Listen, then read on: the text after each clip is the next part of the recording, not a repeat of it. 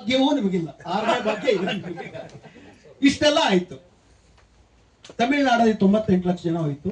ಇದಲ್ಲದಿರ ಆದ್ಮೇಲೆ ಡಾಕ್ಯುಮೆಂಟ್ಗಳನ್ನ ನೀವು ಕೊಟ್ಟಾಗ ಮೊದಲನೇ ಅವರು ಆ ಡಾಕ್ಯುಮೆಂಟ್ಗಳನ್ನ ಚೆಕ್ ಮಾಡೋನೇ ಯಾರು? BLO ಯಾರು? ತಳ ಹಂತದ ಸರ್ಕಾರಿ ನೌಕರ. ಸರ್ಕಾರಿ ನೌಕರರಿಗೆ ನಿಮ್ಮ ಡಾಕ್ಯುಮೆಂಟ್ ನ ನೋಡಿ ಆರ್ ಅಥವಾ NR ಅಂತ ಹೇಳಿ ಬರೆಯುವಂತ ಅಧಿಕಾರ ಇದೆ.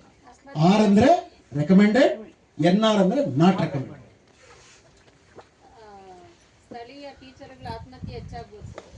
ತುಂಬಾ ಆಗುತ್ತೆ. ಇನ್ನೊಂದಾಗುತ್ತೆ.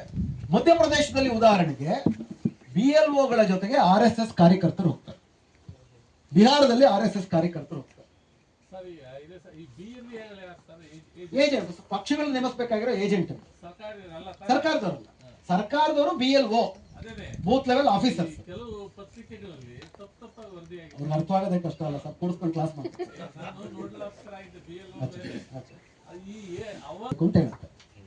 ಕಾಂಗ್ರೆಸ್ಸಿನ ಅತ್ಯಂತ ಹಿರಿಯ ಮೋಸ್ಟ್ ಪಕ್ಷದ ಪದಾಧಿಕಾರಿ ಅವ್ರು ಹೇಳಿರೋದೇನಪ್ಪಾ ಅಂದ್ರೆ, ಕಾಂಗ್ರೆಸ್ನ ರಾಜ್ಯದ ಪದಾಧಿಕಾರಿ ಈ ಒಂದ್ ಚರ್ಚೆನಲ್ಲಿ ಹೇಳಿರೋದೇನಪ್ಪಾ ಅಂದ್ರೆ, ಬೂತ್ ಲೆವೆಲ್ ಏಜೆಂಟ್ ನೇಮಕ ಮಾಡಕ್ಕೆ ನಮ್ಮ ಹತ್ರ ಯಾರಿಲ್ಲ, ಬಿಜೆಪಿನವ್ರ ಹತ್ರ. ಬೂತ್ ಲೆವೆಲ್ ಏಜೆಂಟ್ ಮಾಡಿದ್ರೆ ನೀವು ದುಡ್ಡು ಕೊಡಬೇಕು, ಅವ್ರಿಗೆ ಊಟ ತಿಂಡಿ ನೋಡ್ಕೋಬೇಕು, ಭತ್ಯೆ ಕೊಡಬೇಕು, ಅದಕ್ಕೆಲ್ಲ ಖರ್ಚಾಗಬೇಕು ಅಂದ್ರೆ ಕಾಸು ಬೇಕು. ಕಾಸು ಯಾರ ಹತ್ರ ಇದೆ? ಅದಕ್ಕೊಬ್ಬ ಪ್ರಮುಖ.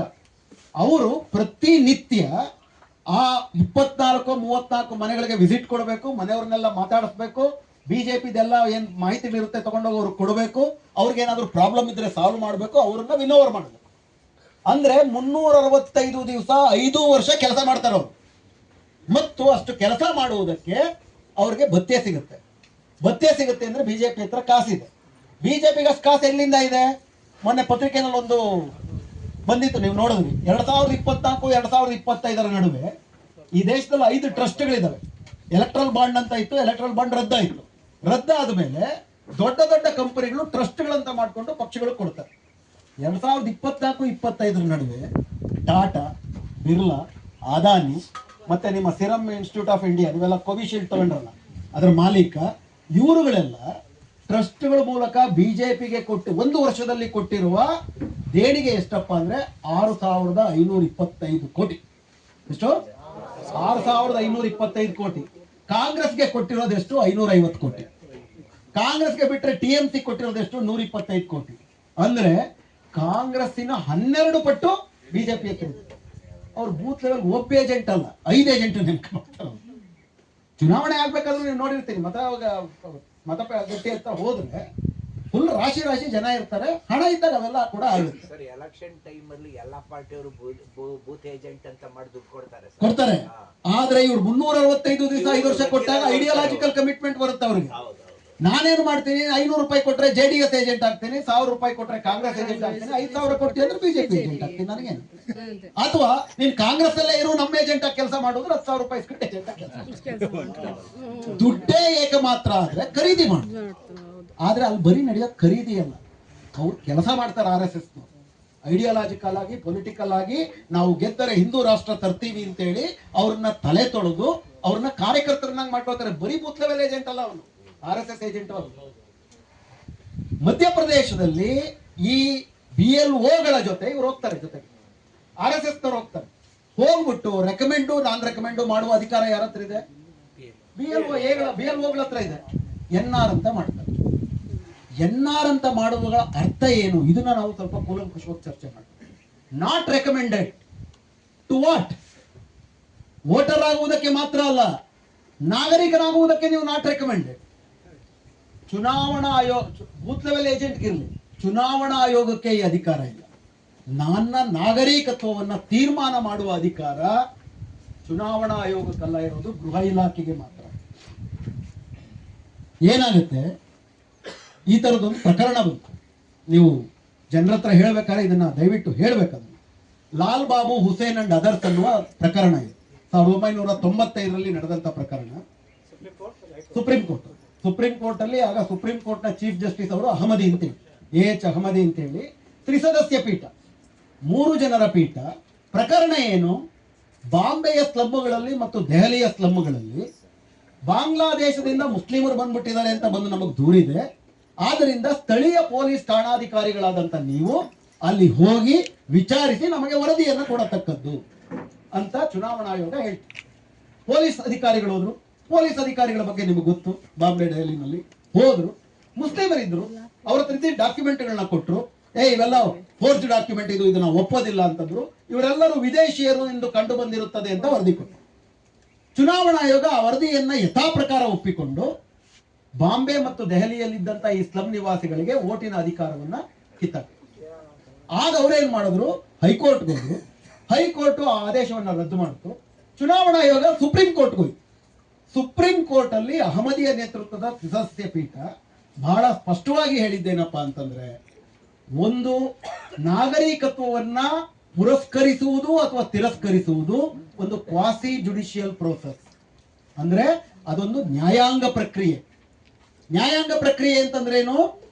ಸರ್ಕಾರಿ ಅಧಿಕಾರಿ ತೀರ್ಮಾನ ಮಾಡಬಾರ್ದು, ಅದ್ರ ಬಗ್ಗೆ ಸರ್ಕಾರಕ್ಕಿಂತ ಭಿನ್ನವಾದಂತ ಟ್ರಿಬ್ಯುನಲ್ ತೀರ್ಮಾನ ಮಾಡಬೇಕು.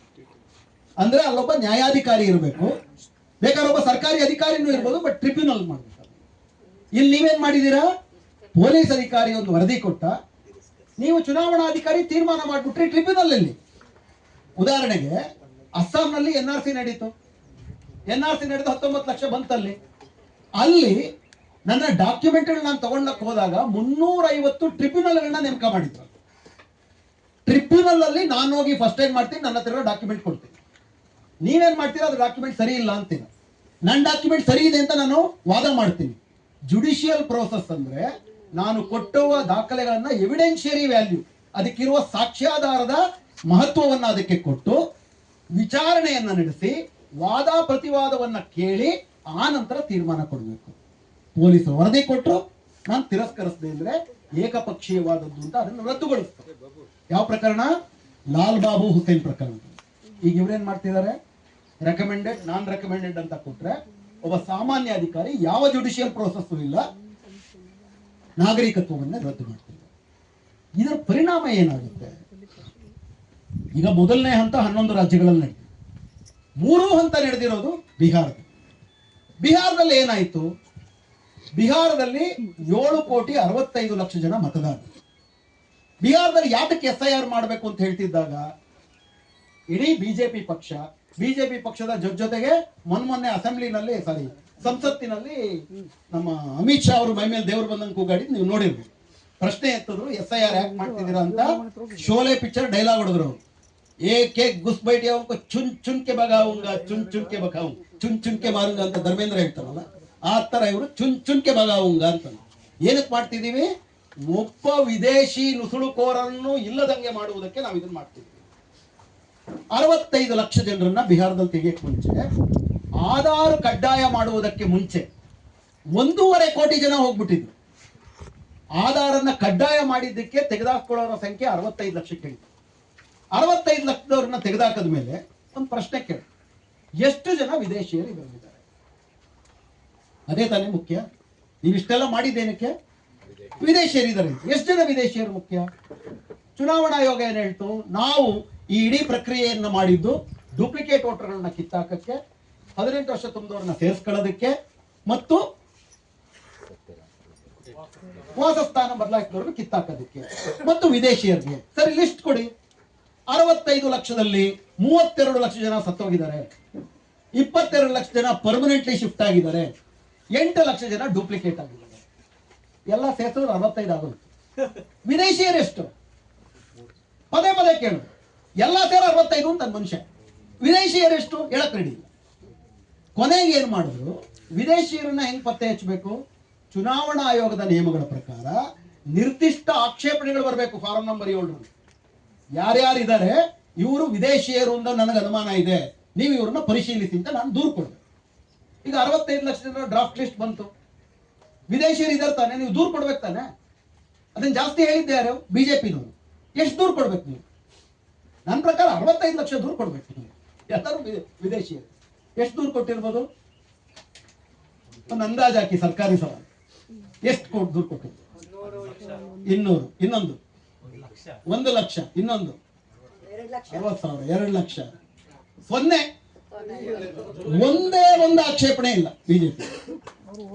ಮಾತನಾಡಿದ್ದಾರೆ, ಬರೀ ಹೇಳ್ತಾ ಇದ್ದಾರೆ. ಹೇಳಿಕೆ ಕೊಡ್ತಿದ್ದಾರೆ. ನೀವೇನ್ ಮಾಡ್ಬೇಕು? ನೀವು ಅಷ್ಟು ರಾಷ್ಟ್ರಭಕ್ತರಾಗಿದ್ದರೆ, ನಮ್ಮ ದೇಶದಲ್ಲಿ ವಿದೇಶಿಯರು ಬಂದು ತೂರ್ಕೊಂಡ್ಬಿಟ್ಟಿದ್ದಾರೆ ಅಂತಿದ್ರೆ ನೀವೇನ್ ಮಾಡ್ಬೇಕು? ಸಮರೋಪಾದಿಯಲ್ಲಿ ಹೋಗ್ಬಿಟ್ಟು ಚುನಾವಣಾ ಆಯೋಗ ಕಂಪ್ಲೇಂಟ್ ಕೊಡ್ಬೇಕು. ಅವರ ಅರ್ಥದಲ್ಲಿ ವಿದೇಶಿಯರು ಮುಸ್ಲಿಮರು, ಬಾಂಗ್ಲಾದೇಶದಿಂದ ಬರೋ ಗುಸ್ಪೈಟಿಗಳೇ. ಯಾಕಂದ್ರೆ ಅವ್ರು ಸಂವಿಧಾನದಲ್ಲೇ ಆತರ ಒಂದು ಸೇರ್ಕೊಂಡಿದೆ. ಬಾಂಗ್ಲಾದೇಶದಿಂದ ಬರುವ ಹಿಂದೂಗಳು ರೆಫ್ಯೂಜೀಸ್, ನಿರಾಶ್ರಿತರು. ಬಾಂಗ್ಲಾದೇಶದಿಂದ ಬರುವ ಮುಸ್ಲಿಮರು ಇಲ್ಲಿಗಲ್ ಮೈಗ್ರೇಟ್. ಒಂದೇ ದೇಶದಿಂದ ಬರ್ತಾರೆ, ಧರ್ಮದ ಆಧಾರದಲ್ಲಿ ಬದಲಾಗುವುದು ಬೇರೆ ಪ್ರಶ್ನೆ. ಕೊನೆಗೆ ಸ್ವತಂತ್ರ ಪತ್ರಕರ್ತರು ಚುನಾವಣಾ ಆಯೋಗದಲ್ಲಿರುವ ದಾಖಲೆಗಳನ್ನ ಇಟ್ಕೊಂಡು 1300 ದೂರುಗಳನ್ನ ಪತ್ತೆ ಹಚ್ಚಿದ್ರು. ಇದು ಕೇಳಿಸ್ಕೊಳ್ಳಿ, ಭಾರಿ ಮಜವಾಗಿದೆ. 1300 ದೂರುಗಳಲ್ಲಿ 758 ದೂರುಗಳು, ಕೇಳಿಸ್ಕೊತಿದ್ದೀರಾ? 758 ದೂರುಗಳು ಸ್ವಾಮಿ ನಾನು ವಿದೇಶಿಯ, ನನ್ನ ಹೆಸರು ಕಿತ್ತ ಬಂದಿರೋ ಅಪ್ಲಿಕೇಶನ್. ಎಲ್ಲಾದ್ರೂ ಆಗೋದುಂಟೆ, ನಾನು ವಿದೇಶಿ. ಅಪರಾಧ, ನೀವು ಕೇರಳ ಜೈಲ್ಗೆ ಹೋಗಿ ಬಂದಿರಿ. ಸುಪ್ರೀಂ ಕೋರ್ಟ್ ಮುಂದೆ ತೋರಿಸಿದ್ರು, ನೋಡಿ ಸ್ವಾಮಿ ಈ ತರ ಇವ್ರು ನಡೆಸಿರೋದು ಅಂತೇಳಿ. ಕೊನೆಗೆ ಚುನಾವಣಾ ಆಯೋಗ 300 ಜನರನ್ನ ಒಪ್ಕೊಂಡು, ಈ 300 ಜನರಲ್ಲಿ 220 ಜನ ಬಿಹಾರ ಮತ್ತು ನೇಪಾಳದ ಗಡಿಭಾಗದಲ್ಲಿ ನೇಪಾಳದಿಂದ ಬಂದು ಬಿಹಾರದ ಪುರುಷರನ್ನು ಮದುವೆಯಾದ ನೇಪಾಳಿ ಹಿಂದೂಗಳು. 220 ಮುಸ್ಲಿಮರು, 80 ಜನ ಮುಸ್ಲಿಮರು. ಜಿಲ್ಲಾವಾರು ವರದಿ ಬಂದಿಲ್ಲ. ದರ್ಭಾಂಗ ಜಿಲ್ಲೆಯ ಒಂದು ವರದಿ ಹೇಳ್ತೀನಿ. ದರ್ಭಾಂಗ ಜಿಲ್ಲೆಯಲ್ಲಿ, ದರ್ಭಾಂಗ ಕೂಡ ಗಡಿಭಾಗ, 5 ಜನ ಮುಸ್ಲಿಮರು ಪತ್ತೆ. ಅದರಲ್ಲಿ 3 ಜನ ಸತ್ತೋಗರು, 2 ಸಿಕ್ಕ. ಕನ್ನಡದಲ್ಲಿ ಒಂದು ಗಾದೆ ಇದೆ, ಬೆಟ್ಟ ಕಡ್ದು ಇಳಿಲಿಲ್ಲ. ಏನ್ ಮಾಡಿದ್ರಿ ನೀವು? 2 ನುಸುಳುಕೋರ ಮುಸ್ಲಿಮರನ್ನ ಪತ್ತೆ ಹಚ್ಚಕ್ಕೆ 7.5 ಕೋಟಿ ಜನ ಬಿಹಾರಿಯರು ಪ್ರತಿಯೊಬ್ಬರು ಕೂಡ ಡಾಕ್ಯುಮೆಂಟ್ ಸಲ್ಲಿಸಬೇಕು. ಡಾಕ್ಯುಮೆಂಟ್ ಇರಲಿಲ್ಲ ಅನ್ನುವ ಏಕೈಕ ಕಾರಣಕ್ಕೆ ಇಲ್ಲೇ ಹುಟ್ಟಿ ಬೆಳೆದಂತವ್ರಿಗೆ ನೀವು ನಿರಾಕರಿಸೋದು. ವಿಷಯ ಏನಪ್ಪಾ ಅಂದ್ರೆ, SIR ಸಾರಾಂಶದಲ್ಲಿ ಅದು ಮೋದಿ ನಮ್ಮ ಮೇಲೆ ಹಾಕ್ತಿರೋ FIR. ಏನ್ FIR? ನೀವೆಲ್ಲರೂ ವಿದೇಶಿಯರು ಅಂತ FIR ಹಾಕಿದ್ದಾರೆ. ನಾವೇನ್ ಮಾಡ್ಬೇಕೀಗ? ಒಬ್ಬೊಬ್ಬರೇ ಹೋಗ್ಬಿಟ್ಟು ಸ್ವಾಮಿ ನಾನು ವಿದೇಶಿ ಅಲ್ಲ ಅಂತ ಸಾಬೀತು. ದುರ್ಗಕ್ಕೊಬ್ಬ ದರೋಡೆಗೋರರು ತಂಡ ಬರುತ್ತೆ, ದರೋಡೆಗೋರನ್ನ ಹಿಡಿಬೇಕು. ಪೊಲೀಸರು ಏನ್ ಮಾಡ್ಬೇಕು? ದರೋಡೆಗೋರರು ಹೆಂಗ್ ಮಾಡಿದ್ರು ಅಂತ ಅಧ್ಯಯನ ಮಾಡಿ, ಅವರ ಪ್ಯಾಟರ್ನ್ ನ ಕಂಡಿಡಿದು, ಗಸ್ತು ಜಾಸ್ತಿ ಮಾಡಿ, ಉಸ್ತುವಾರಿ ಜಾಸ್ತಿ ಮಾಡಿ ದರೋಡೆಗೋರರು ಹಿಡಿದು. ಇವರೇನ್ ಮಾಡಿದ್ದಾರೆ? ಚಿತ್ರದುರ್ಗದಲ್ಲಿರುವ ಪ್ರತಿಯೊಬ್ಬರು ದರೋಡೆಗೋರರೇ. ನಿಮ್ ಮನೇಲಿ ಏನೇನಿದೆ ಎಲ್ಲ ತಂದೇಳಿ ನಾನ್ ತೀರ್ಮಾನ ಮಾಡ್ತೀನಿ, ನೀವು ದರೋಡೆಗೋರರು. 14 ಲಕ್ಷ ಜನ ಇರೋ ಪ್ರತಿಯೊಬ್ಬರು 5 ಜನ ದರೋಡೆಗೋರರು ಹಿಡಿಬೇಕು. ಅದನ್ನ ಯಾರು ಬೇಡ ಅನ್ನೋದು. ಆದ್ರೆ ನಮ್ಮ ಮೇಲೆ ಪ್ರತಿಯೊಬ್ಬರೂ ಕೂಡ ವಿದೇಶಿಯರು. 100 ಕೋಟಿ ಜನ ಇದೀವಿ ಮತದಾರರು, 100 ಕೋಟಿ ಜನ ನೀವು ವಿದೇಶಿಯರು. ಬಂದ್ಬಿಟ್ಟು ಸಾಬೀತು ಮಾಡಕ್ಕಾಗಲ್ಲ. ಪರಿಸ್ಥಿತಿ ಏನಾಗಿದೆ? ಉತ್ತರ ಪ್ರದೇಶದಲ್ಲಿ ಮೊದಲನೇ ಹಂತದಲ್ಲೇ 3 ಕೋಟಿ ಜನ, 3 ಕೋಟಿ. 11 ರಾಜ್ಯಗಳಲ್ಲಿ ಮೊದಲನೇ ಹಂತದಲ್ಲಿ 8% 20% ಜನ ಮೊದಲನೇ ಹಂತದಲ್ಲಿ ಕಳ್ಕೊಂಡಿದ್ದಾರೆ. ಓಟಿನ ಹಕ್ಕನ್ನೇ ಕಳ್ಕೊಂಡಿದ್ದಾರೆ ಮೊದಲನೇ ಹಂತದಲ್ಲಿ. ಇನ್ನು ಡಾಕ್ಯುಮೆಂಟ್ ವೆರಿಫಿಕೇಶನ್ ಈಗ ಆಗ್ಬೇಕು. ಡಾಕ್ಯುಮೆಂಟ್ ವೆರಿಫಿಕೇಶನ್ ಎಷ್ಟು ಜನ ಹೋಗ್ತಾರೆ ಆಮೇಲೆ ನೋಡ್ಬೇಕು ನಾವು. ಅನಂತರ ಇಷ್ಟು ಜನ ಕಳ್ಕೊಳ್ಳೋರು ಯಾರು? 65 ಲಕ್ಷದ್ದು, ಈ 98 ಲಕ್ಷದ್ದು ನೀವು ಒಂದು ಸರ್ವೆ ಮಾಡಿದ್ರೆ, ಉದಾಹರಣೆಗೆ ಬಿಹಾರದಲ್ಲಿ ಮುಸ್ಲಿಮರ ಜನಸಂಖ್ಯೆ 17%. ಅಲ್ಲ, ಒಟ್ಟು ಜನಸಂಖ್ಯೆ 17%. 65 ಲಕ್ಷ ಜನ ಏನು ಹೊರಗುಳಿದ್ರು, ಅದರಲ್ಲಿ ಮುಸ್ಲಿಮರ ಸಂಖ್ಯೆ 34%. ಜನಸಂಖ್ಯೆಯ ಅನುಪಾತದಲ್ಲಿಲ್ಲ, ಅಸಾಧಾರಣವಾಗಿ ಹೆಚ್ಚಿದೆ. ಎಲ್ಲಾ ಜಾತಿ ಧರ್ಮಗಳಿಗೆ ಸೇರಿದ ಮಹಿಳೆಯರ ಸಂಖ್ಯೆ ಜಾಸ್ತಿ. ಯಾಕೆ ಅಂತಂದ್ರೆ, ಉದಾಹರಣೆಗೆ NRC ನಡೆದದ್ದು ನಮ್ಮ ದೇಶದಲ್ಲಿ ಅಸ್ಸಾಂನಲ್ಲಿ ಮಾತ್ರ. ಅಸ್ಸಾಂನಲ್ಲಿ NRC ಮಾಡ್ಬೇಕಾದ್ರೆ ಅವ್ರು ಏನ್ ಅನ್ಕೊಂಡ್ರು, ಅವಾಗಲೂ ಕೂಡ ಇದ್ದಾನೆ 1.5 ಕೋಟಿ ಜನ ಬಾಂಗ್ಲಾದೇಶಿ ನುಸುಳುಕೋರರು ಇದ್ದಾರೆ ಅಂತೆಲ್ಲ ಕೂಗಾಡ NRC ಮಾಡೋದು. ಅಂತಿಮ ಪಟ್ಟಿ ಬಂದಾಗ 19 ಲಕ್ಷ ಜನ ಮಾತ್ರ ಡಾಕ್ಯುಮೆಂಟ್ ಕೊಡಕ್ಕೆ. 19 ಲಕ್ಷ ಜನರಲ್ಲಿ ಬಿಜೆಪಿಯ ದುರಾದೃಷ್ಟಕ್ಕೆ 13 ಲಕ್ಷ ಜನ ಹಿಂದೂಗಳು, 6 ಲಕ್ಷ ಜನ ಮುಸ್ಲಿಂ. ಅವರು ಅನ್ಕೊಂಡು 13 ಲಕ್ಷ ಜನ ಹಿಂದೂಗಳಲ್ಲಿ ಹಾಗೂ 6 ಲಕ್ಷ ಜನ ಮುಸ್ಲಿಮರಲ್ಲಿ 87ಕ್ಕೆ ಮುಂಚೆ ಹುಟ್ಟಿದ 40 ವಯಸ್ಸು ಮೇಲ್ಪಟ್ಟ ಮಹಿಳೆಯರ ಸಂಖ್ಯೆ 60%. ನೀವು ಆಸ್ತಿವಂತರಾಗಿರುವ ಒಬ್ಬ ಅದ್ರಲ್ಲಿ IAF ಆಫೀಸರ್, ಅವನ್ ನಾಗರಿಕ, ಅವನ ಹೆಂಡತಿಯನ್ನ ನಾಗರಿಕ. ಮಗ ಗೌಹಾಟಿನಲ್ಲಿ ದೊಡ್ಡ ಒಂದು ಇಂಡಸ್ಟ್ರಿ ಓನರ್, ಅವ್ರ ಅಮ್ಮ ಇಲ್ಲ, ಸತ್ತಿಲ್ಲ, ನಾಗರಿಕ. ಡಾಕ್ಯುಮೆಂಟ್ ಕೊಡಕ್ಕಾಗಿಲ್ಲ. ಕೊನೆಗೆ ಏನ್ ಮಾಡಿದ್ರು, ಆ NRC ಕೈ ಬಿಟ್ಬಿಟ್ರು. ಯಾಕಂದ್ರೆ ಜಾಸ್ತಿ ಇದ್ದಿದ್ದು ಯಾರು, ಹಿಂದೂ. ಈಗ 11 ರಾಜ್ಯಗಳಲ್ಲಿ ನಡೀತಿದೆ, ಅಸ್ಸಾಂನಲ್ಲೂ ನಡೀತಿದೆ. ಅಸ್ಸಾಂನಲ್ಲಿ SIR ನಡೀತಿಲ್ಲ, ಅಸ್ಸಾಂನಲ್ಲಿ ಬರೀ IR ನಡೀತಿದೆ, ಇಂಟೆನ್ಸಿವ್ ರಿವಿಷನ್ ಮಾತ್ರ. ಅಸ್ಸಾಂನಲ್ಲಿ SIR ಮಾಡ್ತಿಲ್ಲ. ಪರಿಣಾಮ ಏನಾಗಿದೆ, ಅಸ್ಸಾಮಿನ ಒಟ್ಟಾರೆ ಜನಸಂಖ್ಯೆಯಲ್ಲಿ 2.5 ಕೋಟಿ ಜನ ಮತದಾರರು, ಇಂಟೆನ್ಸಿವ್ ರಿವಿಷನ್ ಅಲ್ಲಿ 2.5 ಕೋಟಿ ಜನ ಮತದಾರರು ಬಂದಿದ್ದಾರೆ. SIR ಮಾಡಿದ್ರೆ ಏನಾಗುತ್ತೆ, SIR ಮಾಡಲಿಲ್ಲ ಅಂದ್ರೆ ಏನಾಗುತ್ತೆ ಅನ್ನೋದು ನಮ್ಮ ಕಣ್ಮುಂದೆ ಇದೆ. SIR ಮಾಡಿದ ಉತ್ತರ ಪ್ರದೇಶದಲ್ಲಿ 3 ಕೋಟಿ ಜನ ಮೊದಲನೇ ಹಂತದಲ್ಲಿ ಹೊರಗಡೆ ಇದ್ದಾರೆ. ವೆಸ್ಟ್ ಬೆಂಗಾಲ್ ಅಲ್ಲಿ 24 ಲಕ್ಷ ಜನ ಹೊರಗಡೆ, 38 ಲಕ್ಷ ಜನ ಹೊರಗಡೆ ಇದ್ದಾರೆ. ಆ 38 ಲಕ್ಷ ಜನರ ಕತೆ ಕೇಳಬೇಕು ನೀವು. ಅದಿನ್ನೂ ಕೂಡ ಭಯಂಕರವಾದ ಉತ್ತರ ಪರಗಣ ಅಂತ ಹೇಳ್ತಾರೆ, ನಾರ್ತ್ ಪರಗಣಾಸ್ ಡಿಸ್ಟ್ರಿಕ್ಟ್ಸ್ ಅಂತಾರೆ. 24 ಪರಗಣಾಸ್ ಜಿಲ್ಲೆ ಇದೆ, ಬದೌನಿ ಅಂತ ಅಂದ್ಬಿಟ್ಟು ಜಿಲ್ಲೆಗಳಿದೆ. ಅಲ್ಲಿ ಮತುವಾಗಳು ಅಂತ ಇರ್ತಾರೆ. ಅವರು ಆಗ ಬಾಂಗ್ಲಾದೇಶ ಅಂತ ಏನ್ ಕರಿತಿದ್ರು, ಪೂರ್ವ ಪಾಕಿಸ್ತಾನ, ಅಲ್ಲಿಂದ ಬಂದು ಇಲ್ಲಿ ನೆಲೆಸಿದಂತ ನಾಮಶೂದ್ರರು. ನಾಮಶೂದ್ರರು ಅಂತಂದ್ರೆ ಅಸ್ಪೃಶ್ಯ ದಲಿತರು ಬಂದು ಇಲ್ಲಿ ಸೆಟ್ಲ್ ಆಗಿದ್ದಾರೆ. 80 ವರ್ಷ ಆಯ್ತು, 90 ವರ್ಷ ಆಯ್ತು, ಇದುವರೆ ತನಕ ಅವ್ರಿಗೆ ನಾಗರಿಕತ್ವ ಅಂತ ಸರ್ಟಿಫಿಕೇಟ್ ಕೊಟ್ಟಿಲ್ಲ. 2019ರಲ್ಲಿ ನಿಮಗೊಂದು ಭಾಷಣ ಜ್ಞಾಪಕ ಇರಬೇಕು, ಕ್ರೊನಾಲಜಿ ಸಮಜ್ ಲೀಜಿಯೇ ಭಾಷಣ ಜ್ಞಾಪಕ ಇದೆಯಾ? ಅಮಿತ್ ಶಾ ಹೋಗ್ಬಿಟ್ಟು ಭಾಷಣ ಮಾಡಿದ್ದು ಮತವಾಗುತ್ತೆ. ಏನಂದ, ನೀವೇನು ಹೆದರ್ಕಬೇಡಿ, क्रोनोलॉजी समझ लीजिए, पहले NPR होगा, बाद में NRC होगा, उससे पहले CAA होगा, ಸಿಟಿಜನ್ಶಿಪ್ ಅಮೆಂಡ್ಮೆಂಟ್ ಆಕ್ಟ್ ಅಂತ ನಾವು ಮಾಡಿದೀವಿ. ಯಾರ್ಯಾರ ಹತ್ರ ಡಾಕ್ಯುಮೆಂಟ್ ಇಲ್ಲ, ಹಿಂದೂಗಳಾದ್ರೂ ಮುಸ್ಲಿಮರಾದ್ರೂ ಅವ್ರನ್ನ ಹೊರಗಾಕ್ಬಿಡ್ತೀವಿ ಫಸ್ಟ್. ಆದ್ರೆ CAA ಆಕ್ಟ್ ಅಲ್ಲಿ ಮುಸ್ಲಿಮರಲ್ಲದ ಮಿಕ್ಕಿದವರು ಎಲ್ಲರಿಗೂ ಕೂಡ ನಾವು ವಾಪಸ್ ಕರ್ಕೊಂಡ್ಬರ್ತೀವಿ. ಇವರೆಲ್ಲ ವೋಟ್ ಹಾಕೋದು ಅತಿ ಹೆಚ್ಚು ಈ ಸತಿ ಬೆಂಗಾಲ ಚುನಾವಣೆಯಲ್ಲಿ ಬಿಜೆಪಿಗೆ ನಂಬರ್ 2 ಬಂದಿದ್ದಕ್ಕೆ ಪ್ರಧಾನ ಕಾರಣ ಏನಪ್ಪಾ ಅಂದ್ರೆ, ದಲಿತರು ಆದಿವಾಸಿಗಳು ದೊಡ್ಡ ಮಟ್ಟದಲ್ಲಿ ಈ ಭರವಸೆಯನ್ನ ನಂಬಿ ವೋಟ್ ಹಾಕ್ತಾರೆ. ಅದಾಗಿ ಇದುವರೆಗೂ ಕೂಡ ಒಬ್ಬನೇ ಒಬ್ಬ ಮತುವಾ ಆದಿವಾಸಿಗೆ ನಾಗರಿಕತ್ವ ಸರ್ಟಿಫಿಕೇಟ್ ಸಿಕ್ಕಿದೆ. ಯಾಕಪ್ಪ ಅಂತಂದ್ರೆ, ಬಿಜೆಪಿಗಳು ಮುಸ್ಲಿಮರಿಗೆ ಎದೆ ಚೂರಿ ಹಾಕಿದ್ರೆ ಹಿಂದೂಗಳಿಗೆ ಬೆನ್ನು ಚೂರಿ ಹಾಕ್ತಾರೆ. ಯಾಕೆ? CAA ಆಕ್ಟ್ ಪ್ರಕಾರ, ಸಿಟಿಜನ್ಶಿಪ್ ಅಮೆಂಡ್ಮೆಂಟ್ ಆಕ್ಟ್ ಪ್ರಕಾರ ಮುಸ್ಲಿಮೇತರರಿಗೆ ನಾಗರಿಕತ್ವ ಸಿಗಬೇಕು ಅಂತಂದ್ರೆ 2 ಕಂಡೀಷನ್ ಇದೆ. ಒಂದು, ನೀವು ಬಾಂಗ್ಲಾದೇಶದಿಂದಲೋ ಅಫ್ಘಾನಿಸ್ತಾನದಿಂದಲೋ ಪಾಕಿಸ್ತಾನದಿಂದಲೋ ವಲಸೆ ಬಂದಿರಿ. ಎರಡನೇದು, ನೀವು ಅಲ್ಲಿ ಧಾರ್ಮಿಕ ದೌರ್ಜನ್ಯಕ್ಕೆ ತುತ್ತಾಗಿ ವಲಸೆ ಬಂದಿರಬೇಕು. ಸೊ ನೀವೇನ್ ಮಾಡಬೇಕು, ಫಸ್ಟ್ ನಾನು ಬಾಂಗ್ಲಾದೇಶದಿಂದ ಅಫ್ಘಾನಿಸ್ತಾನದಿಂದ ಪಾಕಿಸ್ತಾನ ಬಂದಿದ್ದೀನಿ ಅಂತ ಒಂದು ಸರ್ಟಿಫಿಕೇಟ್ ಕೊಡ್ತೀನಿ. ಇಲ್ಲಿ ಹುಟ್ಟು ಬದುಕಿದ್ದಕ್ಕೆ ಸರ್ಟಿಫಿಕೇಟ್ ಇಲ್ಲ, ಬಾಂಗ್ಲಾದೇಶದಿಂದ ಬಂದಿರೋಕೆ ಎಲ್ಲಿಂದ ತರ್ತಾರೆ ಸರ್ಟಿಫಿಕೇಟ್? ಹೀಗಾಗಿ ಅವ್ರಿಗೂ ಸಿಕ್ತಿಲ್ಲ. ಯಾರು ಕೊಡ್ತಾರೆ? ಅದೇ ನಾನು ಕೇಳ್ತಿದ್ದೀನಿ, ಯಾರು ಕೊಡ್ತಾರೆ ಅಂದ್ರೆ ಬೆನ್ನು ಚೂರಿ ಹಾಕೋದು. ಹೀಗಾಗಿ CAA ನಲ್ಲಿ ಇದುವರೆ ತನಕ ಪಾಪ ನಾಮಶೂದ್ರ ಆದಿವಾಸಿಗಳಿಗೆ ನಾಗರಿಕತ್ವವೇ ಸಿಕ್ಕಿಲ್ಲ. ಈ ಸತಿ ಬಿಜೆಪಿ ವಿರುದ್ಧ ಓಟ್ ಹಾಕ್ಬೋದು, ಅದು ಬೇರೆ ಪ್ರಶ್ನೆ. ಸ್ವಲ್ಪ ಎಡವಟ್ಟಾಗಿದೆ ಅವ್ರಿಗೂ ಕೂಡ. ಹೀಗಾದಾಗ ಮೊದಲನೇ ಹಂತ ಮುಗಿದ ಮೇಲೆ ಈ ತರ ನಾಮಶೂದ್ರಗಳಿಗೆಲ್ಲ ಅನ್ಯಾಯ ಆಗಿದೆ ಅಂತ ಬಂದಾಗ ಬಿಜೆಪಿ MLA ಅಲ್ಲಿ ಭಾಷಣ ಮಾಡಿದ್ದಾರೆ. ಆ ಭಾಷಣ ಕೇಳಿಸ್ಕೋಬೇಕು. ಭಾಷಣದಲ್ಲಿ ಅವ್ನು ಹೇಳೋದೇನಪ್ಪ ಅಂದ್ರೆ, ನಮ್ಮವ್ರಿಗೊಂದು 10 ಲಕ್ಷ ಜನಕ್ಕೆ ಓಟ್ ಹೋದ್ರು ಹೋಗ್ಲಿ, 30 ಲಕ್ಷ ರೋಹಿಂಗ್ಯಾ ಮುಸ್ಲಿಮರಿಗೆ ಓಟ್ ಕಿತ್ತಾಕಿದೀವಿ, ಅದಕ್ಕೆ ನಾವು ಖುಷಿ ಬಿಡಬೇಕು. ನಮಗೊಂದು ಕಣ್ಣು ಹೋದ್ರೂ ಪರವಾಗಿಲ್ಲ, ಅವ್ರಿಗೆ 2 ಕಣ್ಣು ಕಿತ್ತಿದೀವಿ, ಚಪ್ಪಲಿ ನೋಡಿದ್ರೆ ಆಚೆ ಕಟ್ತಿದ್ರು, ಸಿಟ್ಟು ಬಂದೇ ಬರುತ್ತೆ ಓಟ್ ಆಚೆಗೆ. ಇದು SIR.